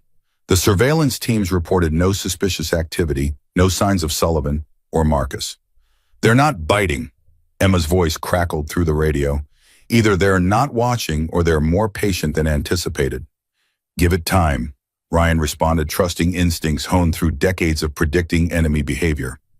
They're assessing, making sure it's not a trap. We'll need to run this multiple times before they feel confident enough to move. The pattern repeated daily: medical appointments at a clinic near the compound, grocery runs to a Whole Foods in Scottsdale, coffee at a Starbucks where Sarah could be observed through large windows. Each outing documented, each moment recorded, building the appearance of routine that predators could exploit. On the 4th day, surveillance captured their first proof of observation. A man in sunglasses and baseball cap, following at distance, his body language, screaming military training despite civilian clothes. FBI facial recognition identified him as a former Hartley Security Solutions contractor, discharged 8 months prior for policy violations that investigation revealed were related to excessive force complaints. That's confirmation Hartley's using his network, Emma reported, satisfaction bleeding through professional tone. We've got photo evidence of his employees surveilling our targets. Not enough for arrest, but it establishes pattern. Ryan felt the satisfaction of seeing his theory confirmed, watching the web become visible, thread by thread. Sullivan will be directing. He's too smart to expose himself early, but he'll send people to probe our security, test our responses. The second contractor appeared 2 days later. This one, a woman who followed Julia through a target with casual precision. She made no move, simply observed and documented her presence, another data point in Hartley's intelligence gathering. They're building their own operation plan, Silas observed from beside Ryan in the war room, learning our patterns, counting our resources, identifying weaknesses. Which means they're preparing to strike. Question is when and how. The answer came during the 10th surveillance run when the pattern broke in ways that sent adrenaline surging through every participant. Sarah and Julia entered a Barnes & Noble in Tempe, supposedly browsing baby books, Claire 20 feet behind, providing overwatch. The FBI teams positioned themselves in standard formation, MC members scattered throughout the store. Then the fire alarm erupted, strobing lights and shrieking sirens, driving everyone toward exits. In the chaos of evacuation, surveillance teams lost visual on Sarah for 11 seconds. When cameras reacquired her, she was being guided by a man in security uniform toward a side exit, his hand firm on her elbow. Contact, side, exit, unknown male in security uniform. Emma's voice cracked across the radio. All units converge. Ryan watched helplessly from the war room as multiple feeds showed the scene unfolding. The man in security uniform wasn't security wasn't on any employee roster, was moving with Sarah toward a service corridor that led to loading docks. Julia and Claire separated by the crowd, unable to reach them. FBI agents fighting through evacuating customers, their response slowed by the very chaos designed to enable the abduction. Then Jake materialized from behind a bookshelf, moving with speed that belied his bulk. His hand caught the fake security guard's wrist, twisting with practiced efficiency, sending the man stumbling against a wall. Sarah broke free, sprinting toward Claire's position, while Jake maintained control of her would-be abductor, with leverage that looked like casual, but was precisely calculated to immobilize without permanent damage. Target secured, Jake reported with calm professionalism that vindicated every hour of training the MC demanded, requesting FBI pickup and identification. The false guard was identified within the hour as Marcus Hartley's direct employee, a former Delta Force operator discharged for conduct violations. Under interrogation by federal agents facing kidnapping and conspiracy charges, he initially refused to speak. Then Emma played recordings of his communications intercepted over the past week, and reality settled over him with crushing weight. Sullivan coordinated it. He admitted lawyer present, deal negotiated. Said it would be easy, that the security was amateur. He's got inside information on your movements, knows your patterns better than you realize. Inside information from who? Emma pressed. The operator's expression closed fear, replacing bravado. I don't know names. Sullivan just said he had someone feeding him details. Someone close to the operation. The revelation hit the war room like concussion grenade. Ryan's mind immediately started cycling through possibilities, each one worse than the last. Someone in the MC, someone in Shield Sisters, someone in law enforcement with access to Emma's operation. We've got a leak, Silas stated the obvious, his voice carrying the flat certainty of someone who'd survived betrayal before. Someone's feeding Hartley real-time intelligence. The compound went into lockdown, every member subjected to background review, every volunteer questioned, every decision scrutinized for evidence of compromise. The atmosphere transformed from operational tension to paranoid suspicion, brothers eyeing each other with doubt that poisoned camaraderie. Ryan conducted interrogations personally. His attention focused less on extracting confessions and more on reading the subtle tells that separated loyalty from deception. Years of leading men in combat and MC politics had taught him how to see past words into the truth beneath. The answer revealed itself not through interrogation, but through pattern recognition. Claire, reviewing communication logs in the operations center, noticed anomalies in the timing of certain transmissions. Messages sent from the compound's internal network at moments that coincided with suspicious activity in Phoenix. Someone's using our own systems against us, she reported, spreading printouts across the war room table. Look at the timestamps. Every time we've run surveillance operations, there's been a data burst from our network to an outside IP address minutes before deployment. Emma ran the IP through FBI databases, her expression darkening as results populated her screen. It's routing through multiple proxies, but the ultimate destination is a server registered to a shell corporation with ties to Hartley Security Solutions. Someone's feeding them our plans in near real time. The search for the source consumed 36 hours of intensive investigation. Every computer examined, every phone checked, every device scrutinized. The answer emerged from an unexpected corner when Tommy discovered a tablet hidden in a medical supply closet, its location suggesting someone with regular access to that area. Amy Chen, Claire whispered, recognition and betrayal warring in her voice. She's one of our newer Shield Sisters volunteers. Started 3 months ago, said she'd escaped an abuser in Nevada. The investigation into Amy's background peeled back layers of manufactured identity. Her abuser story was real enough, verifiable through hospital records and police reports. But the abuser had connections to Hartley Security Solutions, working as a contractor in Las Vegas. And Amy's brother, whose gambling debts supposedly necessitated her cooperation, was documented as being held as collateral for her compliance. They found Amy in her room at one of the satellite compounds, packing with the frantic energy of someone planning flight. She broke down immediately when confronted, terror replacing deception, her story tumbling out between sobs. "He has Danny, my brother. Sullivan showed me photos, videos of Danny being beaten. Said if I didn't help them, if I didn't feed information about Shield Sisters operations, he'd kill him." Amy's hands shook violently. "I didn't want to betray you. I didn't want anyone hurt. I just wanted my brother safe." Sarah stood witness to the confession, her expression cycling through emotions Ryan couldn't quite parse. Anger, certainly, at betrayal that had nearly gotten her abducted. But underneath that, something else. Understanding, maybe. Recognition of desperation that made people compromise principles for survival. "Where's your brother now?" Sarah asked, her voice surprisingly gentle. "Vegas. Sullivan has him in a warehouse somewhere. Sends me proof of life every 3 days to keep me compliant." Amy looked up, tears streaming. "I'm sorry. I'm so sorry." Emma stepped forward, federal authority replacing personal feelings. "Amy Chen, you're under arrest for conspiracy to commit kidnapping, providing material support for criminal enterprise, and violation of federal communications laws. You have the right to remain silent." "Wait." Sarah's voice cut through the Miranda warning. She was coerced. Her brother's life was threatened. That's duress, not willing participation. She still committed federal crimes. Because Sullivan did to her exactly what he did to me. He found someone vulnerable, someone with family he could threaten, and he weaponized her fear. Sarah's eyes met Amy's across the room. "I understand. I'm not saying it's right, but I understand." Ryan recognized the moment for what it was, the critical juncture where justice and mercy intersected. Amy had betrayed them, a compromise operations put lives at risk. But she'd done so under coercion. Her choices constrained by threats against family, her actions driven by the same survival instinct that motivated every woman they'd ever rescued. "Emma, hold the arrest. Give us 48 hours. Ryan's voice carried command that transcended jurisdiction. "We use Amy, feed Sullivan false information through her, make him think his intelligence pipeline is still intact. Then we run an operation designed to bring him and Marcus into a trap we control." Emma's professional ethics warred with pragmatic recognition that Ryan's proposal offered better outcomes.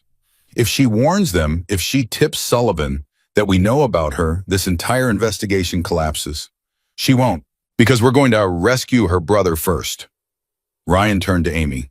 "You tell us where Danny is, give us every detail about the warehouse and Sullivan's security. We extract him tonight, get him safe. Then you help us feed Sullivan information that leads him and Marcus directly into federal custody. You do that, you cooperate fully, and Emma can argue for immunity based on duress and cooperation." Amy's expression transformed from terror to desperate hope. "You do that, risk your people to save Danny. We don't leave anyone behind. That's the first rule of brotherhood." Ryan glanced at Silas. "Assemble a team, 6 of our best. We're going to Vegas." The operation launched at midnight, convoy of 3 trucks rolling west on I-40, carrying 12 MC members selected for tactical competence and discretion. Amy rode in the lead vehicle, providing intelligence updates as they approached Vegas. Her knowledge of the warehouse location and security protocols proving accurate enough to build confidence. Emma had argued against the rescue attempt, citing jurisdictional complications and the risk of compromising her federal investigation. Ryan had ignored her concerns with the polite but absolute dismissal of someone whose loyalty to individuals superseded respect for institutional authority. The warehouse occupied an industrial district on Vegas's eastern edge, surrounded by abandoned buildings and areas where homeless encampments provided cover for activities law enforcement rarely investigated. Sullivan had chosen well. Ryan admitted grudgingly finding a location that offered isolation without attracting attention. Tommy pulled surveillance photos from recent reconnaissance images captured by a prospect he'd sent ahead hours earlier. 4 guards visible on perimeter. Unknown number inside. Danny supposedly held in the basement, zip-tied to a support column. Classic hostage containment, Silas observed. Keep him below ground level so he can't signal for help. Minimal comfort to maintain compliance through discomfort. Ryan studied the tactical situation, his Marine training overlaying modern context with patterns learned in Southeast Asian jungles. We go hard and fast. Simultaneous breaches on 3 entry points, overwhelming force designed to minimize resistance. Priority is securing Danny without casualties. Secondary priority is gathering intelligence on Sullivan's operation. The assault lasted 4 minutes from breach to extraction. The perimeter guards, confronted with overwhelming force appearing from darkness, surrendered without resistance. Interior guards, faced with armed men moving with military precision, chose survival over loyalty. Danny Chen emerged from the basement, malnourished and traumatized but alive. His sister's sobs of relief echoing through the warehouse as she held him. They found documents in Sullivan's office, evidence of coordination between him and Marcus Communications that explicitly referenced Colonel Hartley's orders. Emma would later confirm these as admissible evidence, linking the entire conspiracy directly to the man at the top.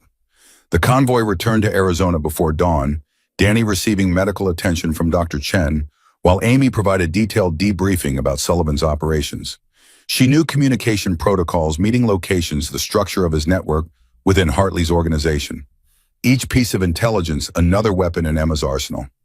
Now we use her, Ryan explained to the assembled council. Amy feeds Sullivan information that Julia is being moved to a remote safe house, minimal security, perfect opportunity for snatch and grab. He takes the bait coordinates with Marcus. They move against what they think is vulnerable target. Instead, they find FBI agents and criminal charges that stick. The trap required 3 days to set properly. Emma positioned her teams around a remote compound north of Flagstaff, surveillance equipment monitoring every approach. Julia volunteered to be visible bait despite the risk, her determination to see Marcus arrested overriding fear. Sullivan and Marcus took the bait exactly as predicted, their approach captured on multiple cameras as they led a 6-man team toward what they believed was an undermanned safe house.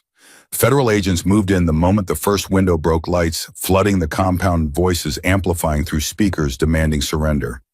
Marcus attempted flight, made it 30 yards before Silas's tackle brought him to ground with professional efficiency. Sullivan pulled a weapon, made the mistake of pointing it at a federal agent, and went down under coordinated fire that left him wounded but alive enough for prosecution. The arrest cascaded from there. Sheriff Wade pulled from his home at dawn, facing conspiracy charges supported by communications evidence Amy had provided. The fake security guard from the Barnes & Noble attempt.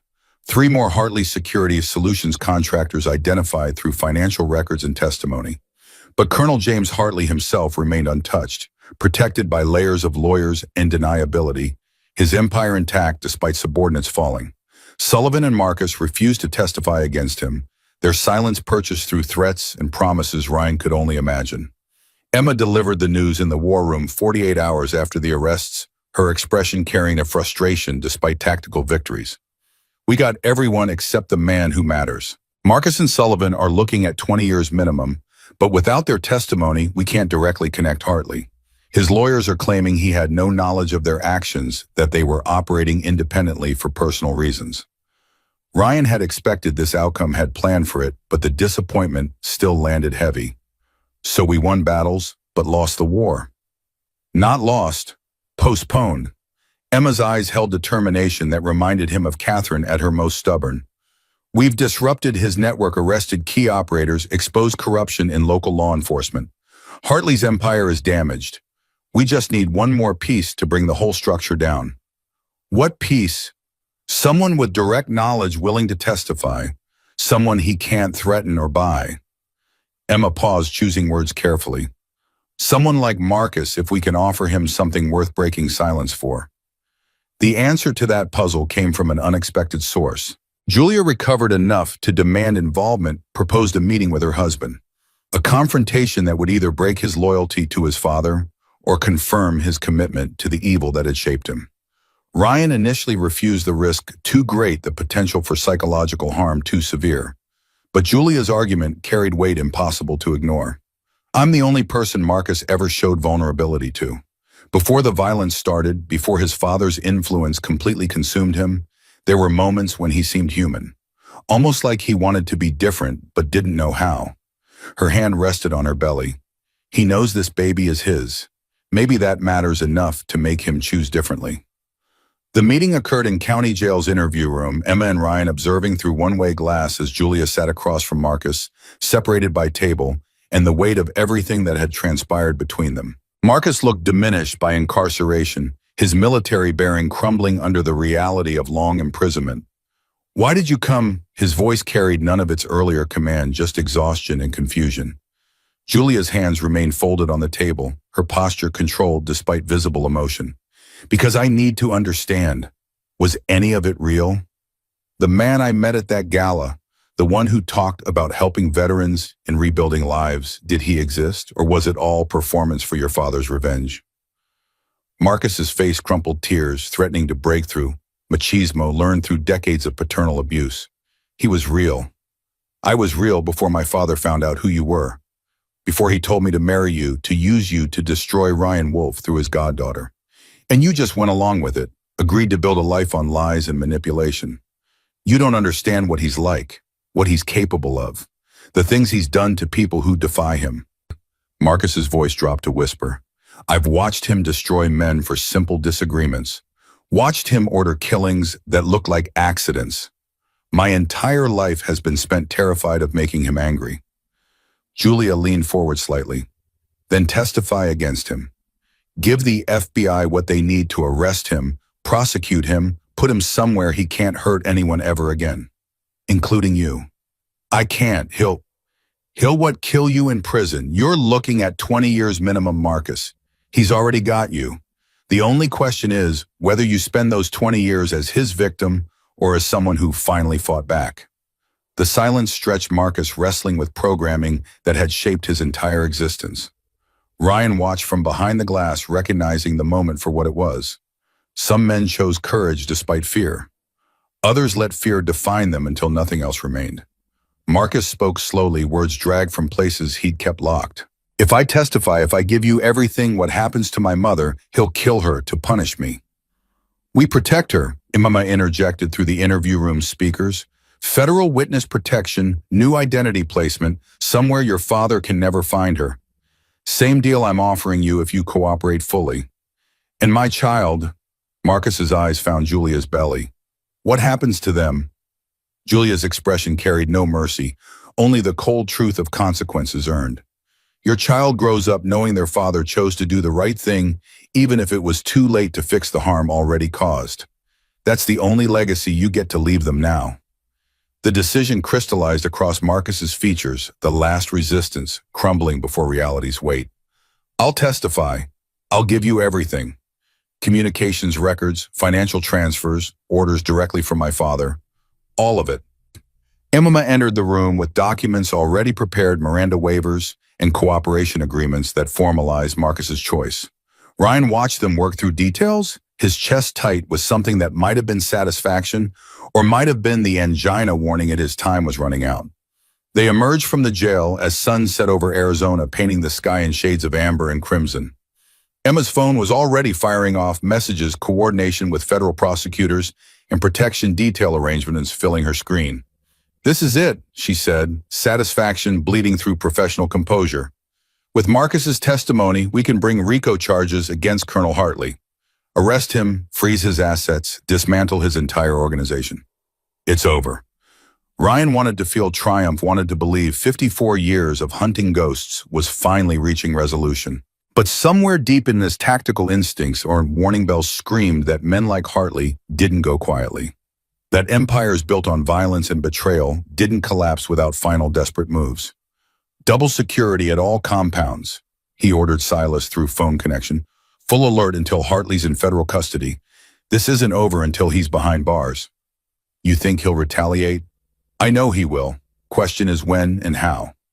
The answer came that night, delivered through channels designed to bypass security and strike at the heart of everything Ryan had built.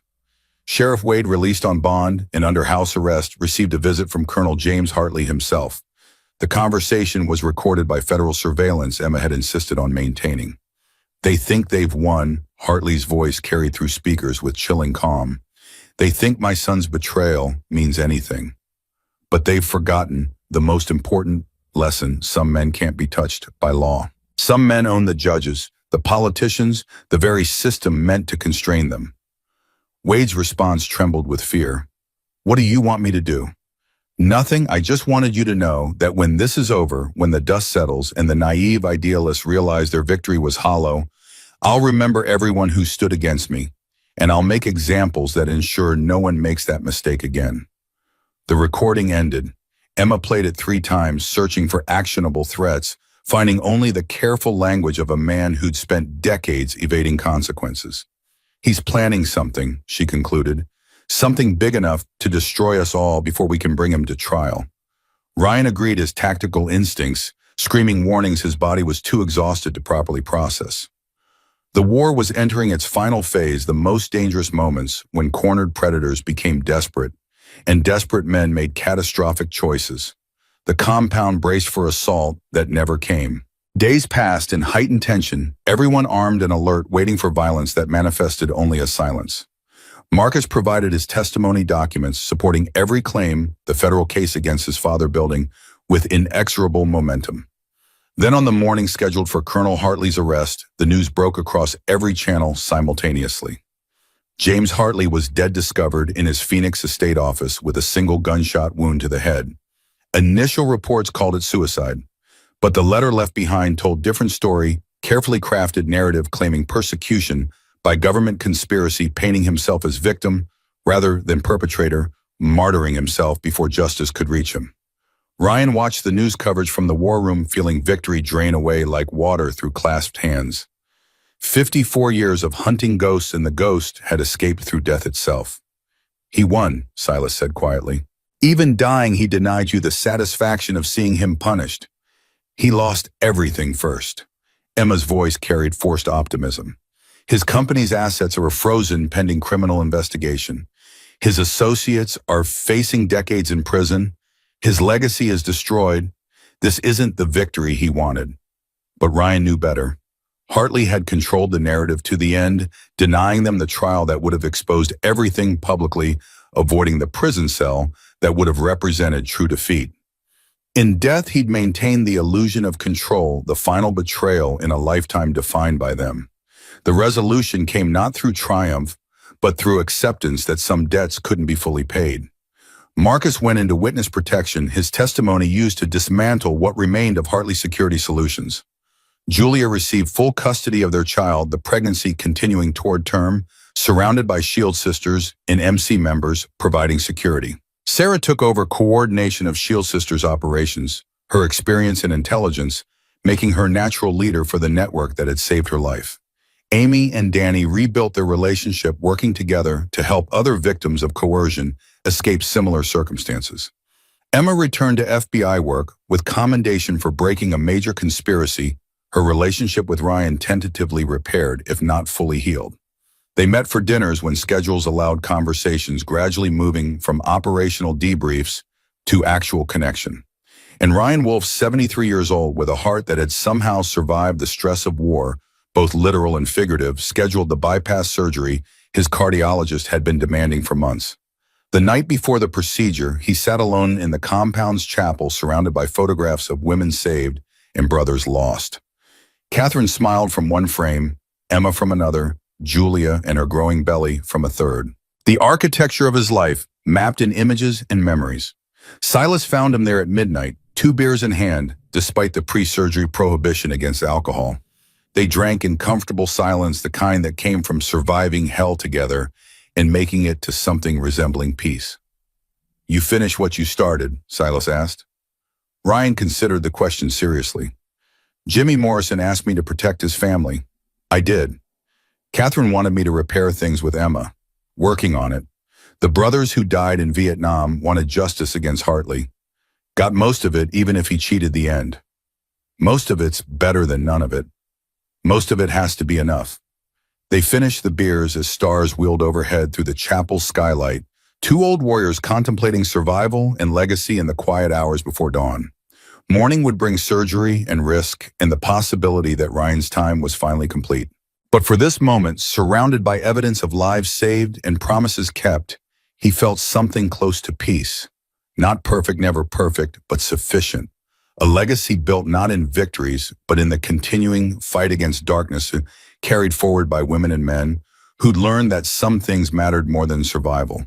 The shield would hold, the sisters would continue, the brotherhood would persist, and Ryan Wolf, having paid his debts forward as far as time allowed, could finally rest. The surgical suite lights burned with the sterile intensity of every operating room Ryan had ever seen in field hospitals and veterans' wards.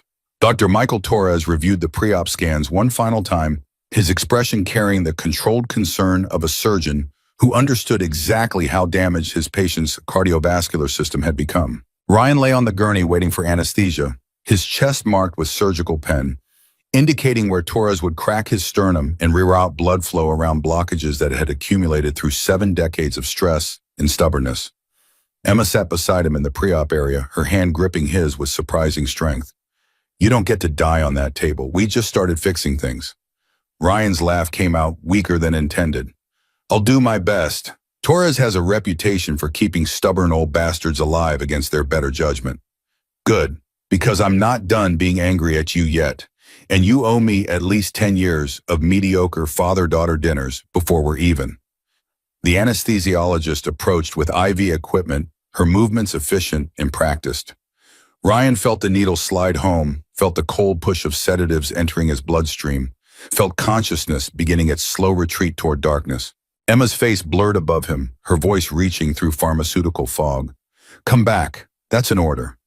Then nothing but void and the distant sound of monitors tracking a heart that had carried him farther than it was ever designed to go. The surgery lasted 7 hours.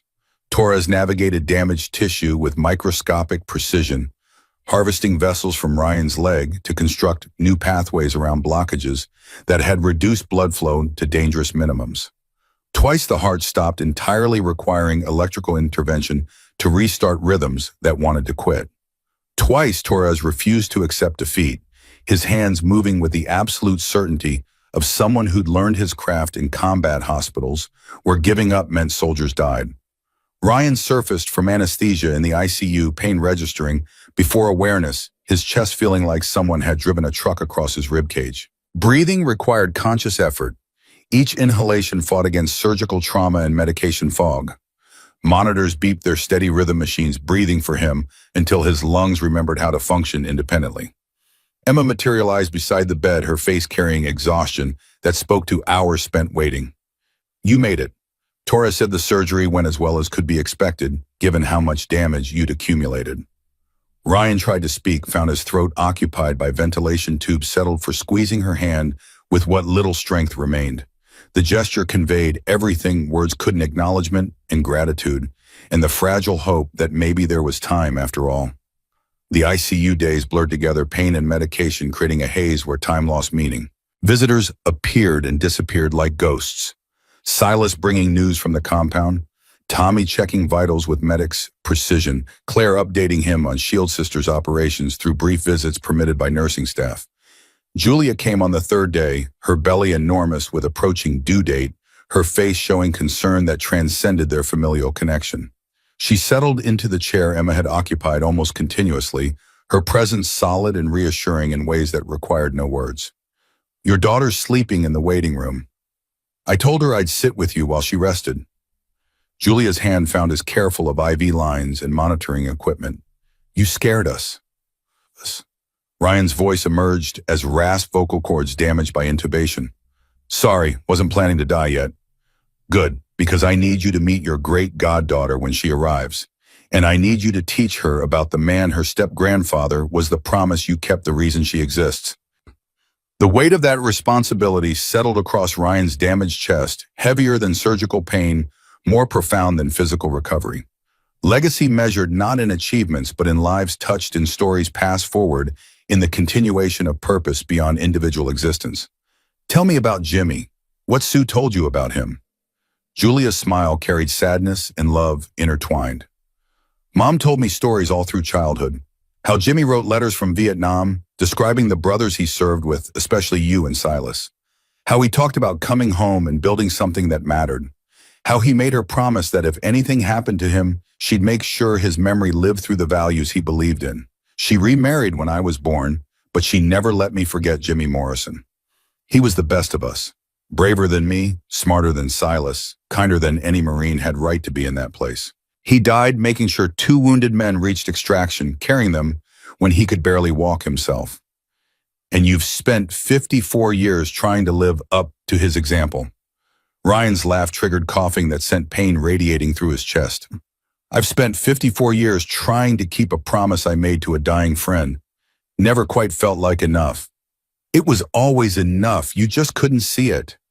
Julia's eyes glistened with tears she refused to let fall. You saved me, Uncle Ryan. You built a network that saves hundreds. You kept fighting when most men would have quit. That's the legacy Jimmy would have wanted. That's what I'll tell my daughter about you. The conversation exhausted him, pulling him back towards sleep that claimed consciousness with pharmaceutical inevitability. He surfaced hours later to find Emma returned her laptop open but ignored as she watched him with expression he couldn't quite decipher. I quit. The statement landed with weight disproportionate to its brevity. Ryan's mind struggled through medication fog to parse meaning, to understand what his daughter was saying and why it mattered. Quit what? The FBI. Submitted my resignation yesterday. Takes effect in 30 days after they process my cases and clear my security credentials. Emma's voice carried no regret, only the calm certainty of decided matters. I'm taking over Shield Sisters operations full-time. Sarah's been running it brilliantly, but she needs support, someone with federal law enforcement background who can navigate legal complications and coordinate with agencies that actually give a damn. Ryan's chest tightened, and for a moment he couldn't separate surgical pain from emotional response. You're giving up your career, everything you built. I'm choosing different purpose. You spent 40 years letting the MC consume everything else. I watched it destroy your marriage, damage our relationship, nearly kill you. I'm not making the same mistakes. I'm building something that matters while maintaining the relationships that make it meaningful. Catherine would be proud.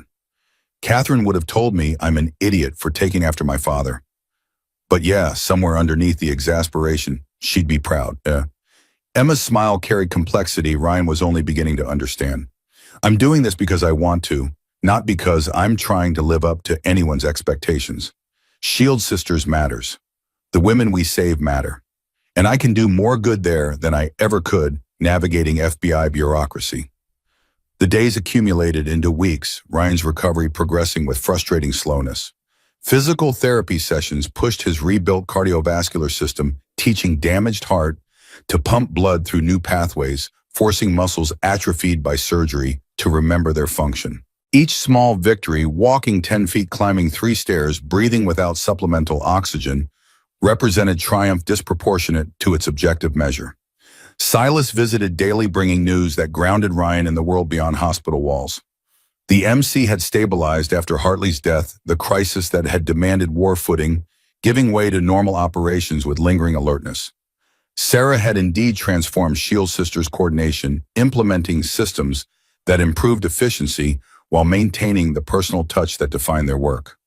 Marcus remained in witness protection, his testimony having helped federal prosecutors dismantle what remained of Hartley Security Solutions. The company's assets were being liquidated, money redirected to victim compensation funds and federal coffers. Several high-ranking executives faced RICO charges, their trials scheduled across the next year. Sullivan's cooperating now too, Silas reported from his customary chair beside the hospital bed. Facing 25 years, figured he might as well try for reduced sentence. He's giving testimony about Hartley's operations going back 15 years. Arms trafficking, human rights violations, political corruption. The whole empire's collapsing like a house of cards. Ryan absorbed this information with satisfaction, tempered by awareness, but Hartley himself had escaped earthly justice. The old man still won, died on his own terms, avoided trial and prison. Maybe, but his legacy's destroyed. Everything he built is being dismantled. His name's synonymous with corruption and violence. History won't remember him as a decorated veteran or successful businessman. He'll be remembered as a criminal who got away with it for too long. Silas's remaining eye carried philosophical acceptance. Sometimes that has to be enough. The hospital discharged Ryan after 6 weeks, his sternum healing and cardiovascular function approaching acceptable parameters. He returned to the compound with instructions for continued physical therapy, medication regimens, and dire warnings about avoiding stress that he knew he'd ignore the moment circumstances demanded it.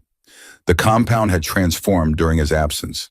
New security systems augmented the old Emma's FBI expertise, evident in sophisticated surveillance that would have made federal installations jealous.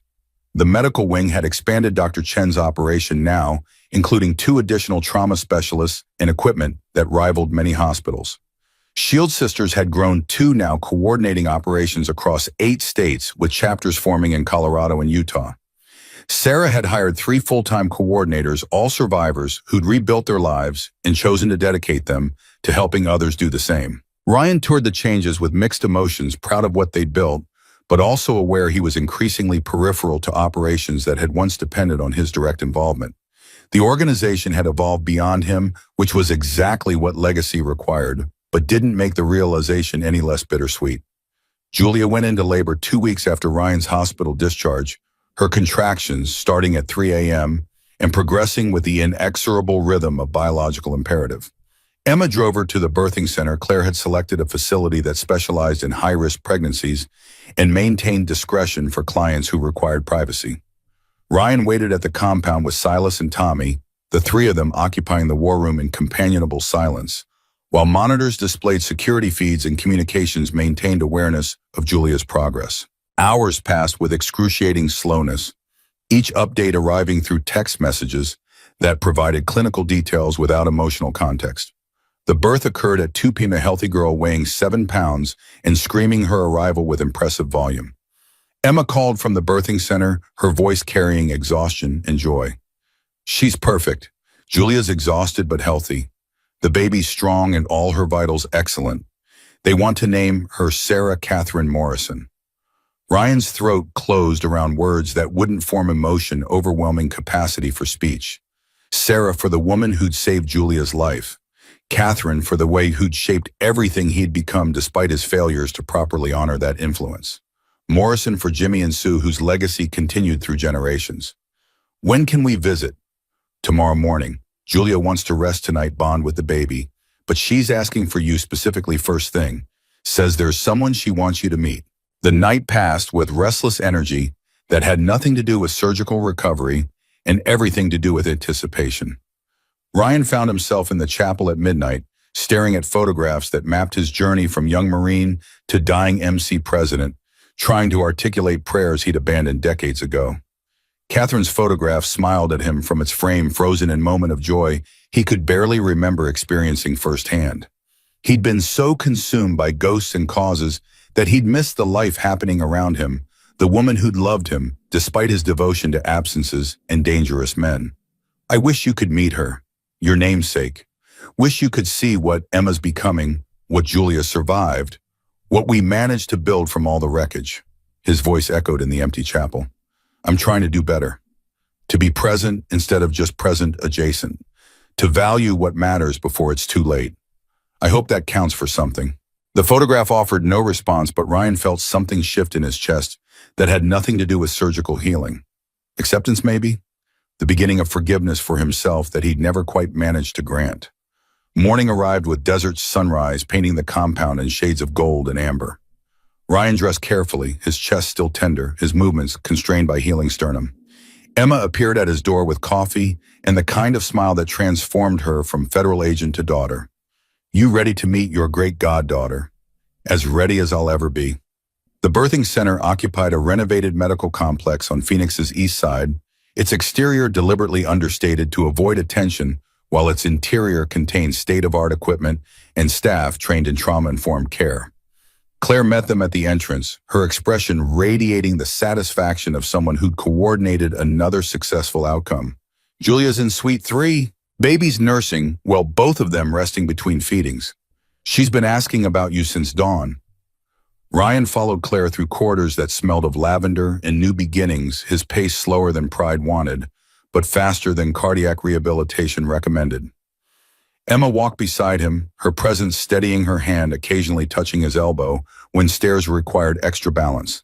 Julia occupied a private suite decorated to feel more like home than hospital, her face exhausted but radiant in ways that transcended physical appearance. The baby lay against her chest, tiny features peaceful in sleep, her existence representing hope and continuation in the victory of survival over violence.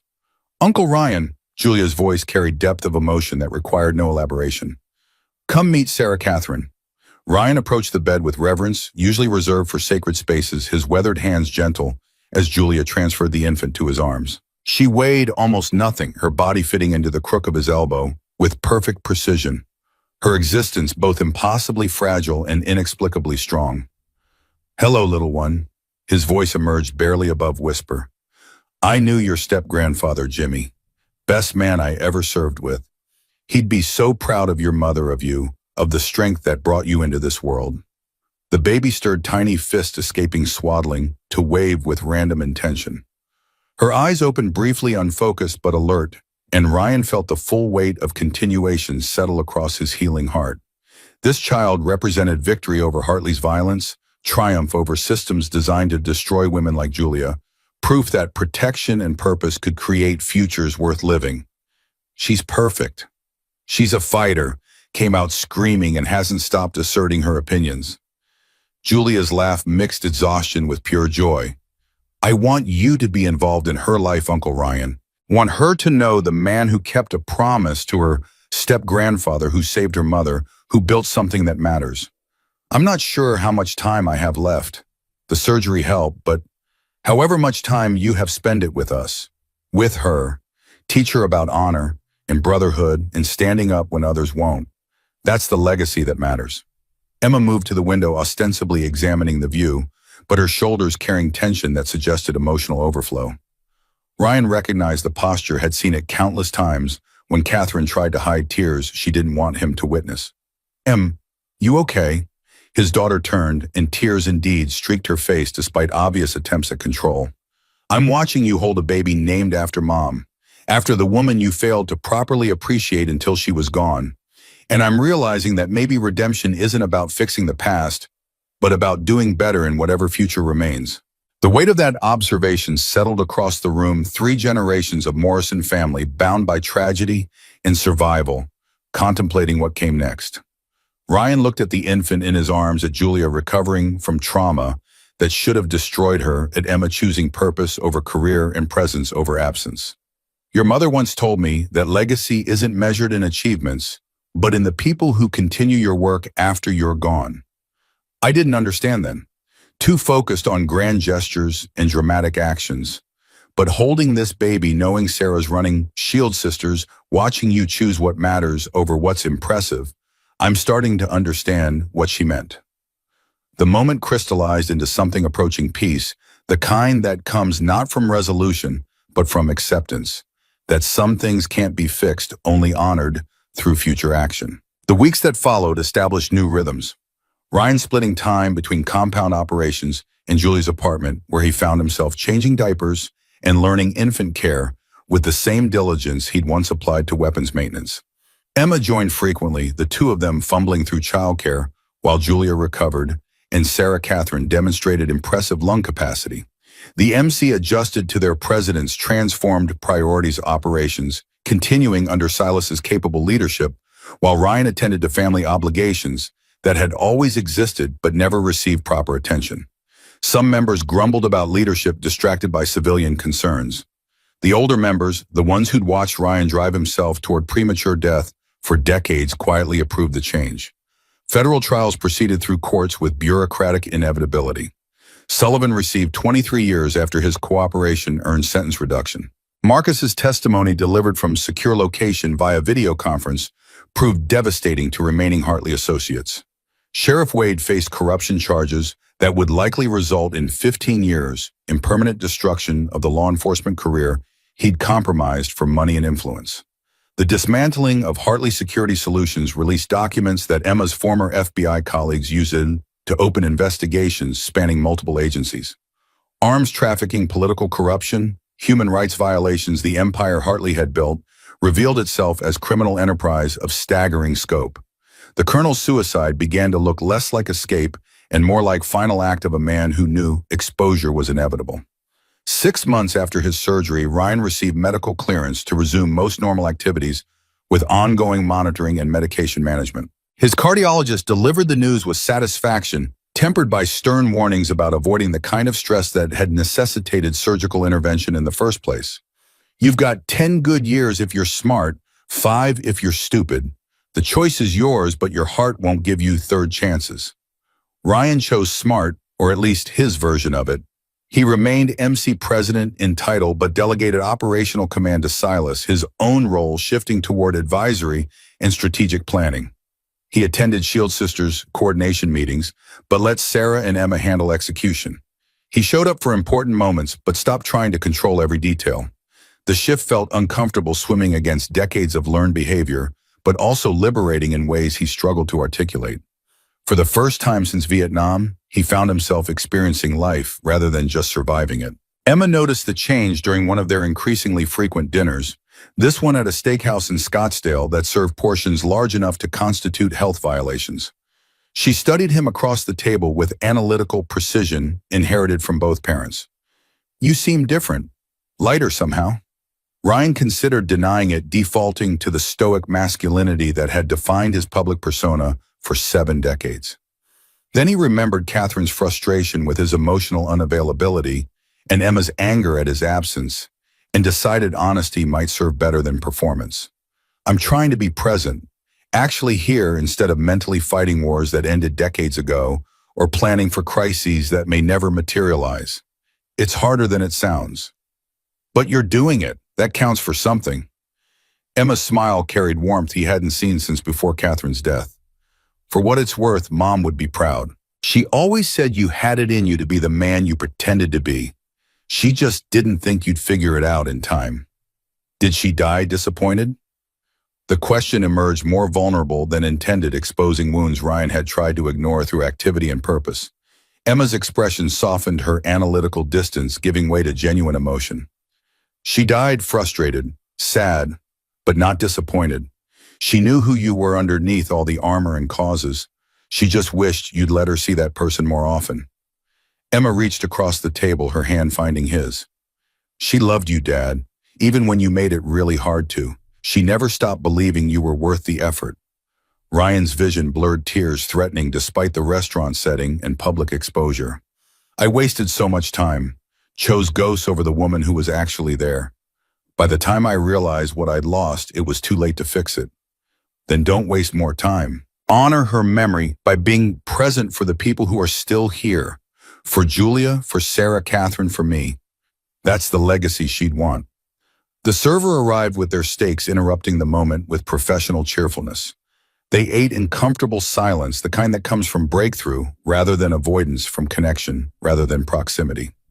The Shield Sisters organization scheduled its annual gathering for late September timing, designed to avoid Arizona's peak summer heat while maintaining accessibility for chapters across 8 states. The event occupied the main compound, transforming it into a temporary city that housed 300 women and children, 60 MC members providing security, and countless volunteers coordinating logistics. Sarah had planned the gathering with meticulous attention to detail, creating space for healing and celebration while maintaining the serious purpose that defined their work. Workshops on trauma recovery, legal rights, financial planning, support groups for survivors at various stages of rebuilding, childcare that allowed mothers to focus on themselves without worry. And throughout it all, the presence of men who'd learned that protection meant empowering rather than controlling. Ryan observed from the margins, his role ceremonial rather than operational, watching Sarah coordinate with confidence that validated every choice that had brought her to leadership. Emma worked alongside her, the 2 women forming partnership that combined Sarah's survivor insight with Emma's structural expertise. Julia attended with Sarah, Catherine the baby, now 6 months old, and demonstrating personality that suggested her mother's strength had genetic components. She drew attention wherever she went, Shield Sisters taking turns holding her, seeing in her existence the proof that survival could lead to futures worth living. The gathering's centerpiece occurred on the second evening ceremony that Sarah had planned in consultation with Claire and MC leadership. The compound's central courtyard had been transformed with lights and seating, creating amphitheater that focused attention on a platform where Silas and Tommy stood flanking a table draped in the MC's colors. Sarah approached Ryan as sunset painted the desert in shades of amber and crimson, her expression carrying nervous energy that belied her usual composure. "We need you for the ceremony. There's something that needs to happen." Ryan followed her to the platform, aware of 300 pairs of eyes tracking his movement, curious about purpose but trusting in the process. Silas met him with expression that conveyed something between pride and satisfaction, his remaining eye gleaming with knowledge of what came next. "Brothers and sisters." Silas's voice carried across the courtyard with authority earned through decades of leadership. "We gather tonight to honor someone who embodies everything this organization represents: courage, protection, the willingness to stand between danger and those who can't defend themselves." Ryan's confusion must have shown because Tommy's hand on his shoulder conveyed reassurance and instruction to wait. Sarah stepped forward, her voice clear and strong as she addressed the assembled crowd. "5 years ago, I was dying in a hospital, beaten nearly to death by a man who believed he owned me. Someone intervened, someone gave me a phone number and a promise that help would come if I ever needed it. That someone was Ryan Wolf." The crowd murmured, recognition pieces clicking into place for those who knew fragments of the story but not its whole. 8 months ago, I used that number, called for help when Julia Morrison ran into my diner fleeing from a man who'd been systematically destroying her. Ryan Wolf answered that call with 70 brothers arriving in broad daylight to stand against violence and make clear that some things will not be tolerated. Sarah's eyes found Julia in the crowd, the two women exchanging looks that conveyed shared experience and mutual respect. What I didn't understand then was that Ryan had been doing this for a decade, building a network, saving women, creating spaces where survivors could rebuild. Not for recognition or profit, but because he'd made promises to dying friends and believed that honor demanded action. Silas stepped forward, carrying a white leather vest that caught the lights and seemed to glow with internal luminescence. The crowd gasped, recognizing significance before Ryan quite understood what was happening. "This vest represents a promise," Silas continued, his voice carrying weight of ceremonial importance. "From every person here, that the one who wears it stands under our collective protection, that anyone who threatens them answers to all of us, that they are, in every sense that matters, untouchable." Understanding crashed over Ryan as Silas held the vest toward him, its back emblazoned with single word in bold crimson stitching, "Untouchable." Above it, the Iron Brotherhood patch. Below it, Shield Sisters emblem.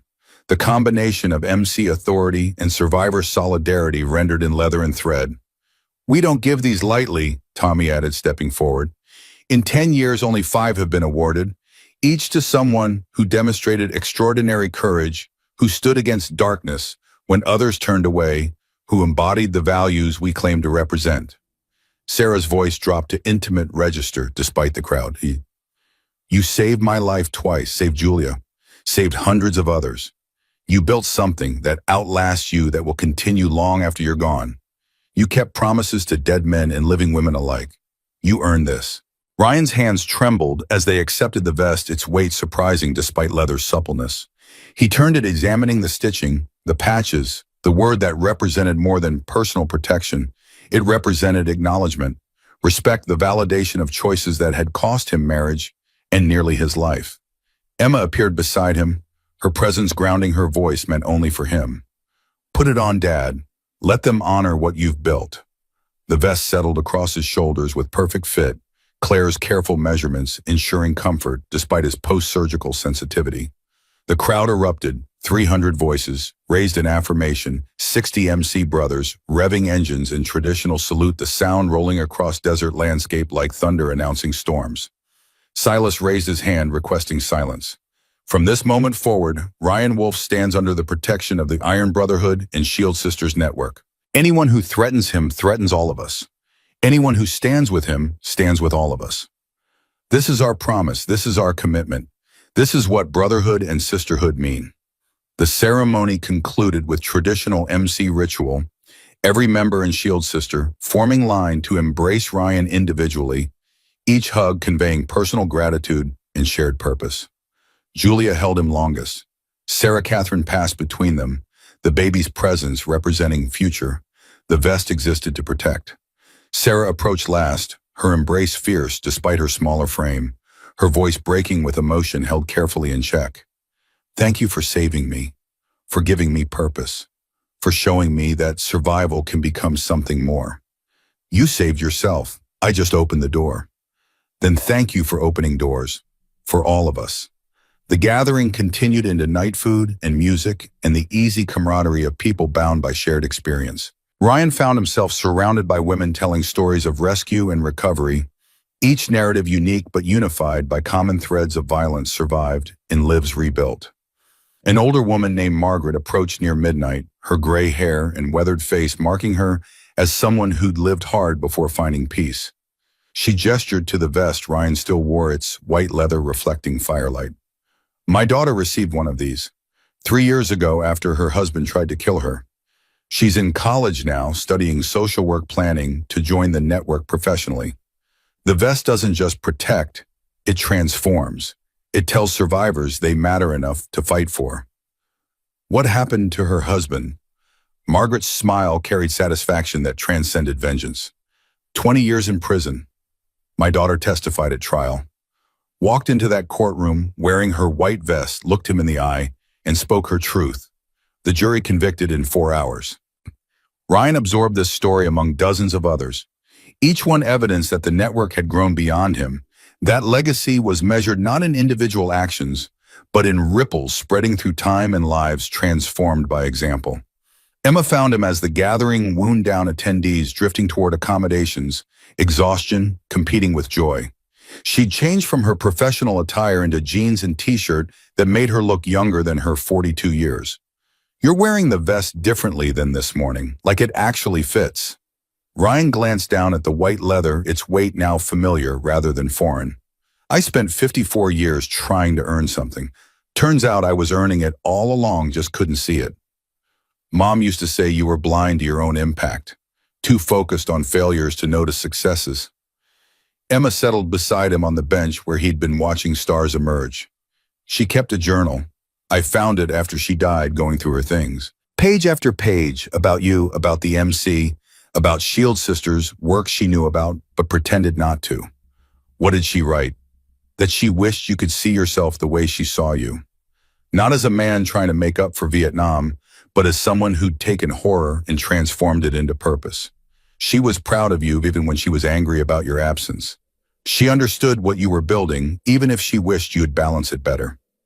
The revelation landed with weight Ryan struggled to process. Catherine had known about Shield Sisters, had approved despite her frustration with his divided attention, had died without telling him any of this. The knowledge brought comfort and regret in equal measure. I wish she'd told me. Would you have believed her? Or would you have dismissed it as her trying to make you feel better?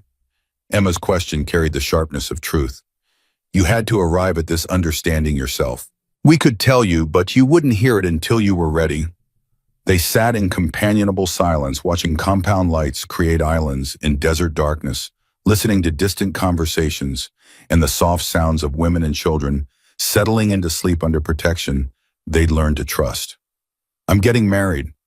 Emma's statement arrived without preamble, changing subject with characteristic directness. Ryan's mind stuttered, trying to parse new information while still processing previous emotional revelations. To who? Her name's Jessica. She's a trauma therapist at the birthing center where Julia delivered. We've been seeing each other for 4 months. It's serious. Emma's voice carried defensive edge, preparing for rejection that had defined previous relationships she'd mentioned and he'd failed to properly acknowledge. Tell me about her. The question clearly surprised Emma, her defensive posture softening. She's brilliant, patient, understands trauma in ways most people can't because she lived it herself. She works with Shield Sisters, survivors pro bono, helping them process what they've experienced and rebuild capacity for trust. She makes me laugh, makes me want to be present instead of just competent. She sounds perfect. You mean that you're okay with me marrying a woman? Ryan considered the question seriously, examining his reactions and finding only genuine happiness for his daughter. I'm okay with you marrying someone who makes you laugh and want to be present. That's all that matters. Your mother would agree. Emma's tears came suddenly, breaking through control with force that suggested they'd been building for years. I was so scared to tell you, scared you'd be disappointed or disgusted or would pull away again. I've been carrying this for months. Ryan pulled her close despite his chest protest, holding his daughter while she cried against his shoulder. I'm sorry I made you scared. Sorry I created an environment where you couldn't trust me with something this important. That's on me, not you. You're really okay with this. I'm really okay with this, and I'd be honored to walk you down the aisle or whatever role you want me to play.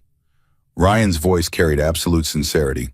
Also, I expect to meet Jessica soon so I can embarrass you with dad behavior and make sure she knows what she's getting into. Emma's laugh mixed with tears, creating sound that resembled choking but conveyed pure relief. You're going to like her. She's got opinions about motorcycle clubs and masculinity and trauma-informed care that she's not shy about sharing. Then she'll fit right in. The months that followed established new equilibrium, Ryan navigating role as MC President Emeritus, while Silas assumed operational command with Emma serving as Shield Sisters Director and Sarah handling coordination. The organization continued expanding, chapters forming in Oregon and Montana, the network of protection spreading like mycorrhizal connections through communities starved for genuine safety. Julia returned to work part-time at her nonprofit, Sarah Catherine attended by rotating Shield Sisters, who'd learned childcare was protection's first line. The baby thrived under communal attention, her personality emerging with force that suggested she'd inherited her mother's resilience and step-grandfather's determination. Ryan attended Emma's wedding in December, walking her down an aisle decorated with white leather and chrome, giving her away to a woman whose competence and compassion immediately earned his respect. Jessica greeted him with firm handshake and direct eye contact that communicated she knew exactly who he was and wouldn't tolerate any diminishment of his daughter. Emma talks about you constantly. The work you've built, the changes you're making, the relationship you're rebuilding. Don't screw it up. Ryan appreciated the bluntness. I'll do my best. For what it's worth, you make my daughter happier than I've seen her in years. That earns you permanent place in my good graces. The wedding celebration occurred at the compound. Shield Sisters and MC members, mingling with therapists and social workers, and the found family Emma had constructed from colleagues and survivors. Silas served as best man, his toast managing to be both profane and deeply moving. Julia gave reading about chosen family that left few dry eyes. And Ryan danced with his daughter for the first time since her high school graduation, both of them fumbling through steps they'd never properly learned. Thank you for being here, for real this time, not just physically present. Emma's voice carried contentment he'd never heard before. It means everything. I'm learning, slowly. Your mother would probably laugh at how long it's taking. She'd be crying and laughing simultaneously. Very on brand for her. Emma's smile contained Catherine's essence, that particular combination of exasperation and love. I miss her every day, but especially today. Me too. I'd give anything for one more conversation, one chance to tell her I finally understand what she was trying to teach me. She knew. Even if you didn't say it, she knew. Emma rested her head against his shoulder as they swayed to music. The work you're doing now, the presents you are offering, the vest you wear, that's the conversation. That's you telling her you heard. The dance ended as songs do life, moving forward with inevitable momentum. Ryan returned to his table where Silas waited with whiskey and knowing expression. You did good today. Being present, being dad, being the man Catherine always believed you could be. It only took 74 years and a near-death experience. Better late than never. Some men never figure it out at all. Silas raised his glass in toast. To Catherine, who loved a stubborn bastard and never gave up hoping he'd get his head out of his ass. They drank to that, the whiskey burning, familiar paths, the sentiment landing with weight of absolute truth. Around them, the celebration continued, laughter and music, and the sounds of community built from tragedy, transformed into purpose.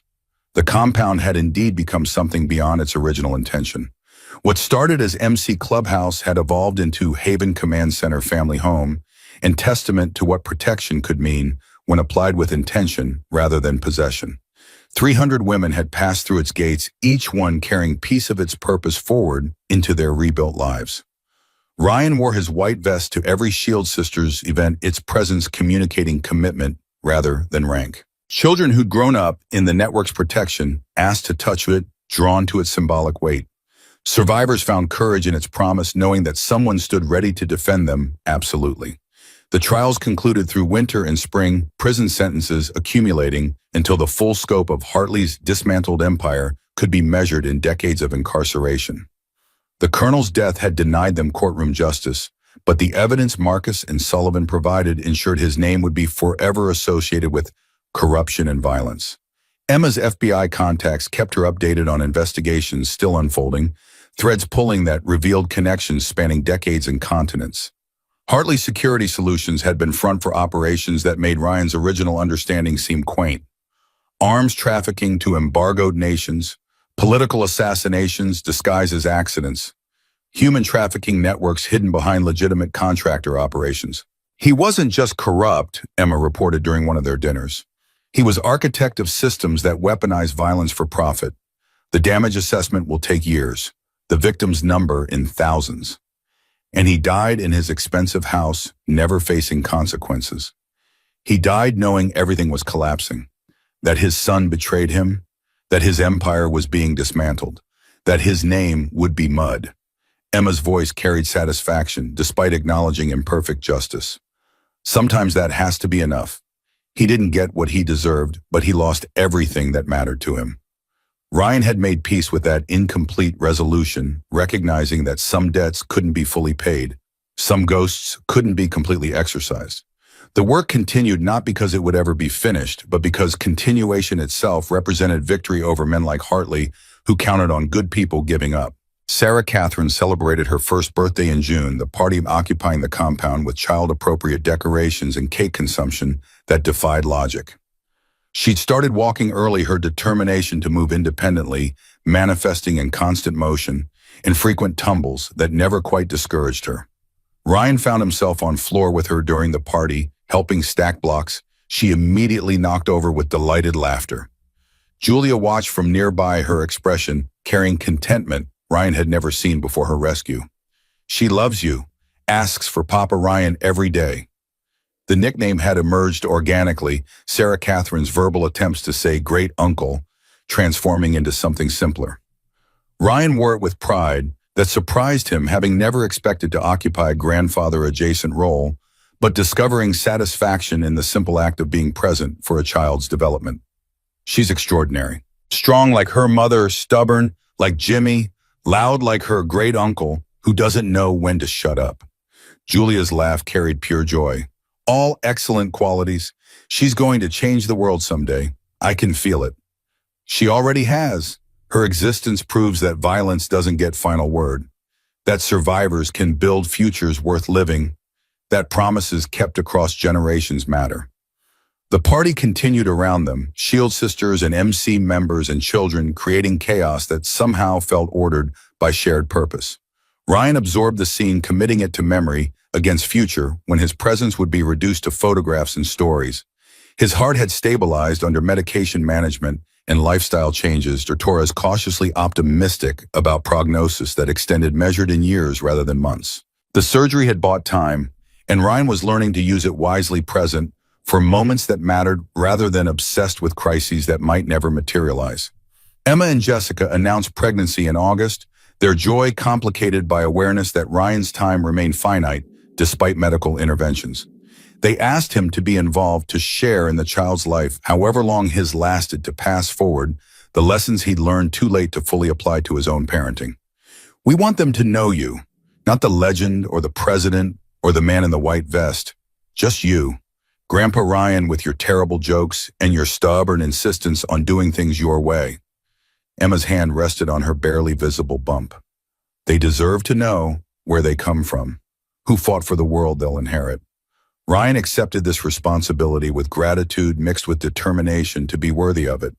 He'd failed Catherine through absence and failed Emma through distance. This child would know him properly, would understand that legacy wasn't perfection, but continuous effort to do better. The MC held elections in September, formalizing what had been practical reality for months. Silas became president with unanimous vote, Ryan accepting a emeritus title that conveyed honor without operational authority. The transition felt right natural progression that allowed the organization to evolve beyond its founder. Ryan's role shifted to advisory and ceremonial. His white vest granting authority derived from respect rather than rank. He attended church meetings but rarely spoke unless asked directly. He wrote in formations but no longer at point position. He offered wisdom when requested and silence when appropriate. The letting go hurt less than expected liberation, offsetting loss of control. Silas led with competence that validated every choice Ryan had made, preparing him for command. The MC thrived under leadership that brought fresh perspective while maintaining core values. Autumn arrived with temperature drops that made Arizona briefly livable desert, blooming in response to summer monsoons. The compound prepared for another annual gathering, Sarah coordinating logistics, while Emma managed legal and governmental relationships that had grown increasingly complex as the organization expanded. Ryan spent the week before the gathering in quiet reflection, walking the property boundaries, and remembering 5 Marines who'd never made it home from Vietnam. Their ghosts had driven him for 54 years, their memories transformed into purpose that saved hundreds of women and children from violence. Jimmy Morrison's voice echoed across decades, those final words whispered through sucking chest wound. Watch over her. Make sure she knows she matters. Ryan had kept that promise despite complications and failures. Julia's survival and Sarah Catherine's existence, proving that some debts could indeed be paid forward across generations and through family lines redefined by choice rather than blood. The gathering commenced with traditional opening ceremony, Shield sisters from 8 states arriving with their children and supporters, and the found family they'd constructed from shared trauma and mutual aid. Ryan stood on platform wearing his white vest, Silas beside him in presidential leather, Sarah and Emma flanking them in their coordinator roles. 10 years ago, this network consisted of one safe house and desperate hope that we could make difference. Ryan addressed the assembled crowd, his voice carrying across the compound. Today we coordinate 43 locations, we've helped 800 women rebuild their lives, and we've demonstrated that protection offered with respect rather than possession can transform communities. And the crowd applauded recognition of collective achievement rather than individual accomplishment. Ryan continued after the sound faded. I'm stepping back from daily operations. My heart literally can't sustain the pace anymore, and I've learned that legacy isn't about doing everything yourself, it's about building something that continues when you can't. Sarah Chen and Emma Wolf will lead this organization forward. I trust them absolutely. You should too. Sarah stepped forward, her confidence reflecting the transformation from traumatized survivor to competent leader. We're expanding services beyond emergency extraction, education programs, job training, legal advocacy, financial planning. We're not just saving women from immediate danger, we're giving them tools to build lives where they never need saving again. Emma added details about legislative advocacy and partnership with law enforcement agencies that had proven trustworthy. The Shield Sisters network was becoming institutionalized, gaining legitimacy that would outlast any individual member's involvement. Ryan listened with satisfaction, hearing his work spoken of in past tense by people who would carry it into future he might not see. This was what Catherine had tried to teach him, that leadership meant empowering others, that legacy was measured by who continued after you stopped. The gathering's centerpiece occurred on the second evening, another vest ceremony that Sarah had planned with characteristic attention to meaningful detail. The compound's courtyard had been transformed lights, creating atmosphere that felt simultaneously sacred and celebratory. 3 women stood on platform, each one representing different stages of recovery and different paths to leadership. Margaret, whose daughter had testified against her abuser 3 years prior. Amy Chen, who'd overcome her coerced betrayal to become instrumental coordinator. And Rachel, the former lawyer, who'd escaped her own abuse to provide legal services that had secured dozens of protective orders and divorce settlements. Silas stood at ceremony's center, his authority as president lending weight to ritual that had become Shield Sisters' tradition. Ryan occupied honored position to the side witness rather than participant, his white vest reminder of what these awards represented. We gather to honor three women who embody everything this network represents. Silas's voice carried ceremonial gravity. Each of them survived violence that should have destroyed them. Each of them chose to transform that survival into service. Each of them has proven through action that courage isn't absence of fear, but refusal to let fear define choices. The vests emerged from ceremonial boxes, white leather gleaming in the lights, each one bearing the recipient's name and the single word that had become synonymous with Shield Sisters, Promise Untouchable. One by one, the women received their vests, each ceremony personalized with stories of their specific contributions and sacrifices. Margaret wept as Silas described how her advocacy had helped change state legislation around domestic violence reporting. Amy's vest came with acknowledgement of her courage in confessing her coerced betrayal and subsequent work to secure her brother's testimony against Sullivan. Rachel's ceremony detailed the hundreds of hours she'd donated, providing legal services that transformed survivors from victims into agents of their own liberation. The crowd erupted after each vesting, voices raised in affirmation, engines revved in salute, the sound rolling across desert landscape like promise and threat combined. Ryan watched from his position, pride swelling in chest, already strained by emotional weight.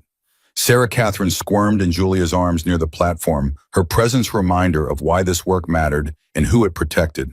Emma stood beside her wife, Jessica's hand resting on the bump that would become Ryan's grandchild in months to come. Silas commanded with authority that honored the organization Ryan had built, while pushing it toward evolution he couldn't have imagined alone. Legacy visible in every face, in every white vest, in every child playing under protection that had become absolute through collective commitment. This was what 54 years of ghosts and promises and stubborn refusal to quit had created, not perfect justice, but sustained resistance to violence that told survivors they mattered enough to fight for. The ceremony concluded with traditional MC blessing, words spoken over the newly vested that committed entire organization to their protection. Ryan added his voice to the chorus, his promise joining hundreds of others in declaration that some things remain sacred, even in a world that often felt abandoned by gods and decency alike. The gathering wound down as such events do, attendees drifting toward rest and normal life beyond compound walls. Ryan found himself alone in the chapel near midnight, surrounded by photographs that documented a decade of work and lifetime of trying to balance scales that never quite leveled. Catherine smiled from her frame, frozen in joy he wished he'd properly appreciated when she lived. Emma appeared beside her younger version of woman who'd grown despite his failures rather than because of his success. Julia and Sarah Catherine occupied newer photograph, 3 generations of Morrison family, bound by tragedy survived and promises kept. And they're partially hidden among newer additions, the faded photo from Vietnam. 8 Marines grinning despite mud and exhaustion, believing they'd all survive to tell stories and grow old together. 5 of them had died in that jungle. 2 had survived to build something from the horror. And 1, Jimmy Morrison, had left family whose continued existence represented victory over violence that had tried to define them all. I kept my promise, Jimmy. Sue's daughter is safe. Your step-granddaughter's thriving. And the network we built will protect them long after I'm gone. That has to be enough. The photograph offered no response, but Ryan felt something settle in his chest that had nothing to do with surgical repairs or medication management. Peace, maybe. Acceptance that some debts had been paid as fully as possible, that some promises had been kept despite failures and detours, and the accumulated damage of carrying ghosts. Silas appeared in the doorway, his presence announced by the particular silence that surrounded men comfortable with their own company. He carried 2 beers despite the late hours, settling beside Ryan on the bench without invitation or apology. You did good, building this, passing it forward, making sure it continues. Catherine would be proud. Hell, I'm proud. Ryan accepted the beer, its cold weight familiar in ways that transcended beverage and entered territory of ritual. I'm 74 years old, hearts rebuilt, daughters pregnant, goddaughters raised a baby who calls me Papa. MC's thriving under your leadership. Shield Sisters has become something beyond what I imagined. I should feel satisfied. But you don't. I feel like I'm waiting for the other shoe to drop, for some Christ that requires my intervention, for proof that I still matter. Ryan's laugh carried no humor. Turns out learning to let go is harder than learning to fight. You matter. just differently than before. As witness advisor, the old man who built foundation everyone else builds on. That's legitimate legacy. That's something. Silas took long pull from his beer. We survived Vietnam, survived 54 years of ghosts and violence, and building something good from horror. We get to rest now. That's not giving up. That's victory. They drank in comfortable silence, two old warriors contemplating survival, and the strange peace that comes from battles finally fought to completion. Through the chapel windows, stars wheeled overhead in patterns that had witnessed human struggle since species first looked up and wondered about meaning. Catherine left you something. Silas pulled an envelope from his vest, its edges worn from carrying. She gave it to me 5 years ago, made me promise to deliver it when you finally figured your shit out. Said I'd know when the time was right. Ryan's hands trembled, accepting the envelope, Catherine's handwriting rendering his name with familiar precision. He opened it carefully, unfolding pages that smelled faintly of her perfume, despite years of storage. The letter began without preamble, Catherine's voice emerging from ink and paper with force that transcended death's separation. Ryan, if you're reading this, it means you finally learned to be present instead of just present adjacent. It means you stopped fighting ghosts long enough to see the life happening around you. It means you figured out what I spent 40 years trying to teach you: legacy isn't what you build. It's who you become in the building. Ryan's vision blurred, tears threatening to fall as he continued reading. I'm not angry about the time you spent on Shield Sisters or the MC or hunting Hartley. I'm sad we didn't get more time where you were fully here with me. But I understood. I always understood. You were trying to save everyone you couldn't save in Vietnam, trying to keep promises to dead men, trying to prove your life mattered. I get it. I just wished you'd realize sooner that your life mattered to me, regardless of what you accomplished. The letter continued across 3 pages, Catherine's observations about their marriage and his struggles and the work he'd built, mixing with love and frustration and ultimate acceptance of who he was beneath all the armor. You're a good man, Ryan Wolf. Stubborn as hell, emotionally constipated, obsessed with causes that consume you. But good. You protected women who had no one else. You built brotherhood that actually means something. You kept promises when most men would have moved on. That counts. That matters. Don't let anyone tell you different. The final paragraph hit hardest. I'm dying as I write this. Cancer's won, despite the treatments and prayers and desperate hope. I'm not scared of dying. I'm scared of leaving you alone because I know you'll use my death as excuse to work yourself to death. Don't. Please. Live for Emma. Live for Julia and for the baby she'll have someday. Live for all the women whose lives you've saved and will save. But mostly live for yourself. Let yourself be happy. Let yourself rest. You earned it. I love you. I always loved you. Even when you made it really hard. Ryan folded the letter with shaking hands, its weight somehow heavier than its physical mass suggested. Silas maintained respectful silence, his presence solid and grounding without demanding response. She knew all along what I was doing, why it mattered, what it could. Ryan's voice emerged rough, and she loved me anyway. She did, despite everything she did. That's what you're honoring now, her faith that you'd eventually figure it out. Silas stood, beer finished. I'm heading to bed. You should too. Tomorrow starts planning for next year's gathering, and Sarah's already got 17 new initiatives she wants to implement. Ryan remained in the chapel after Silas left Catherine's letter, rereading itself in memory's theater. She'd seen him clearly, all his flaws and obsessions and desperate need to matter, and had chosen love despite knowing he'd never quite reciprocate with the presence she deserved. But he could honor her memory by being present now. For Emma and Jessica and the coming grandchild. For Julia and Sarah Catherine.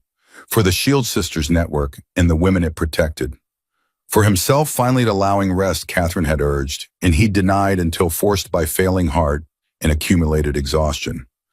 The months that followed established rhythms Ryan had never quite allowed himself to experience. Mornings with coffee and newspapers rather than crisis planning. Afternoons helping with childcare or attending Emma's prenatal appointments. Evenings at the compound, watching newer members take on responsibilities he'd once hoarded. Emma gave birth in March, a boy they named James Ryan Walsh Wolf, honoring Jimmy Morrison and acknowledging Ryan's presence while maintaining Emma's married identity. Ryan held his grandson with same reverence he'd shown Sarah Catherine, understanding now what Catherine had tried to teach him about priorities and presence. He's perfect. He's loud and demanding and keeps us up all night, Emma corrected with exhausted smile. But yeah, he's perfect, and he's yours as much as ours.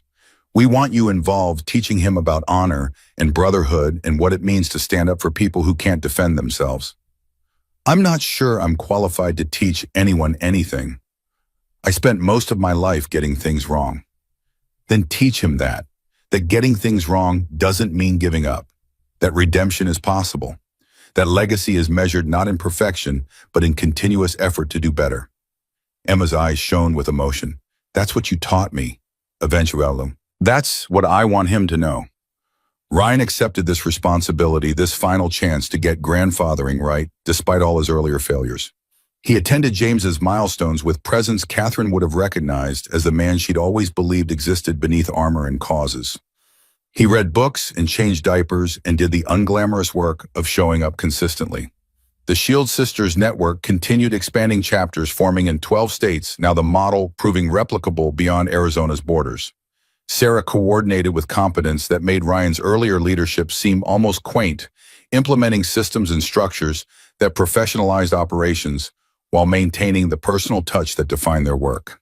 Emma brought federal legitimacy, her relationships with law enforcement and legal systems, opening doors that had been closed to MC-affiliated organizations. The combination of Sarah's survivor insight and Emma's structural expertise created something neither could have built alone. Ryan watched them lead with satisfaction that transcended ego, recognizing that his greatest accomplishment wasn't the network's creation, but his willingness to hand it to people more capable of sustaining it. Legacy measured not in control maintained, but in succession planned. His health stabilized under Dr. Torres' continued monitoring, the rebuilt heart functioning adequately, if not optimally. The 10 years his cardiologist had promised seemed achievable if he maintained medications and avoided stress that had characterized his previous 7 decades. He chose those 10 years deliberately present for graduations and birthdays and the ordinary moments that accumulated into lives worth living. He rode with the MC, but no longer led. He attended Shield Sisters events, but rarely spoke unless asked. He showed up without needing to control, present without dominating. Julia's life rebuilt with surprising speed, her nonprofit work expanding to include advocacy for domestic violence survivors and legislative lobbying that changed laws in 3 states. She dated occasionally, but remained focused on Sarah Catherine and the career she'd paused during her marriage to Marcus. Marcus himself remained in witness protection, his location unknown even to Julia per federal protocols. She'd made peace with never seeing him again, understanding that some relationships couldn't be salvaged and that safety mattered more than closure. Sullivan died in prison 18 months into his sentence, prison justice fining him despite protective custody. The circumstances remained officially unclear, but Emma's federal contacts suggested other inmates had taken exception to his targeting of pregnant women. Ryan felt no satisfaction in his death, only weary acknowledgement that some men created enemies faster than they could defend against them. The annual gatherings became institution Shield Sisters from across the country, convening to celebrate survival and plan expansion. New vests awarded each year to women who transformed their trauma into service, white leather, becoming symbol recognized beyond MC World. Ryan attended these ceremonies wearing his own vest, its presence communicating continued commitment, even as age and health limited his active participation. He'd become elder statesman, the founder whose vision had created foundation, others built upon the old warrior, whose battles had bought peace younger generations maintained. Sarah Catherine grew into herself with force that suggested she'd inherited everyone's determination, her personality combining Julia's strength with Catherine's no-nonsense practicality and Ryan's stubborn refusal to accept limitations. She demanded Papa Ryan's presence at her preschool performances and insisted on helping him work on his motorcycle despite being far too young for such activities. James followed 2 years later, his development tracked with same obsessive attention Emma had experienced as child, but now applied with presence Catherine had deserved. Ryan taught him to recognize motorcycle engines by sound and explained why some promises mattered more than personal safety. The years accumulated, Ryan aging into role he'd never quite imagined occupying. Not leader or warrior or the man others depended on for salvation, but grandfather and advisor, and living reminder of what persistence could accomplish when applied to causes that mattered. He still missed Catherine with ache that never fully healed, still wished he could tell her he'd finally understood what she'd spent decades trying to teach him. But he honored her memory through presence she'd valued and legacy she'd urged through showing up for people who mattered while they could still appreciate his attendance. The white vest he wore became talisman, its symbolism evolving beyond personal protection into representation of values the entire network embodied. Survivors saw it and knew safety was possible. Abusers saw it and understood consequences were real. And Ryan wore it knowing he had earned the honor not through perfection, but through 5 decades of trying to keep promises despite failures and detours. On quiet evenings at the compound, he'd sit in the chapel surrounded by photographs that documented journey from young Marine to dying MC president to elder statesman who'd learned to let go. Catherine smiled from her frame. Emma stood with her family. Julia held Sarah Catherine. And the faded photo from Vietnam reminded him where it all started. 8 Marines who'd believed they'd survive together, feet, who'd died too, who'd carried on, and promises kept across 54 years. The ghosts had finally quieted their demands, satisfied by evidence that their deaths had meant something, that the betrayal that killed them had ultimately failed to destroy what mattered. Hartley's empire had crumbled. His associates faced decades in prison. His name was mud. And the women he'd targeted through contractors and associates had found protection that outlasted his schemes, not perfect justice. Never perfect, but sufficient. Ryan Wolf, 79 years old with rebuilt heart and accumulated wisdom purchased through failure, had finally found peace. Not through victory or vindication, but through acceptance that some battles couldn't be won, some debts couldn't be fully paid, and legacy was measured not in what you accomplished, but in who continued your work when you couldn't. The last ride had ended, the shield held, and the untouchable had finally learned to rest.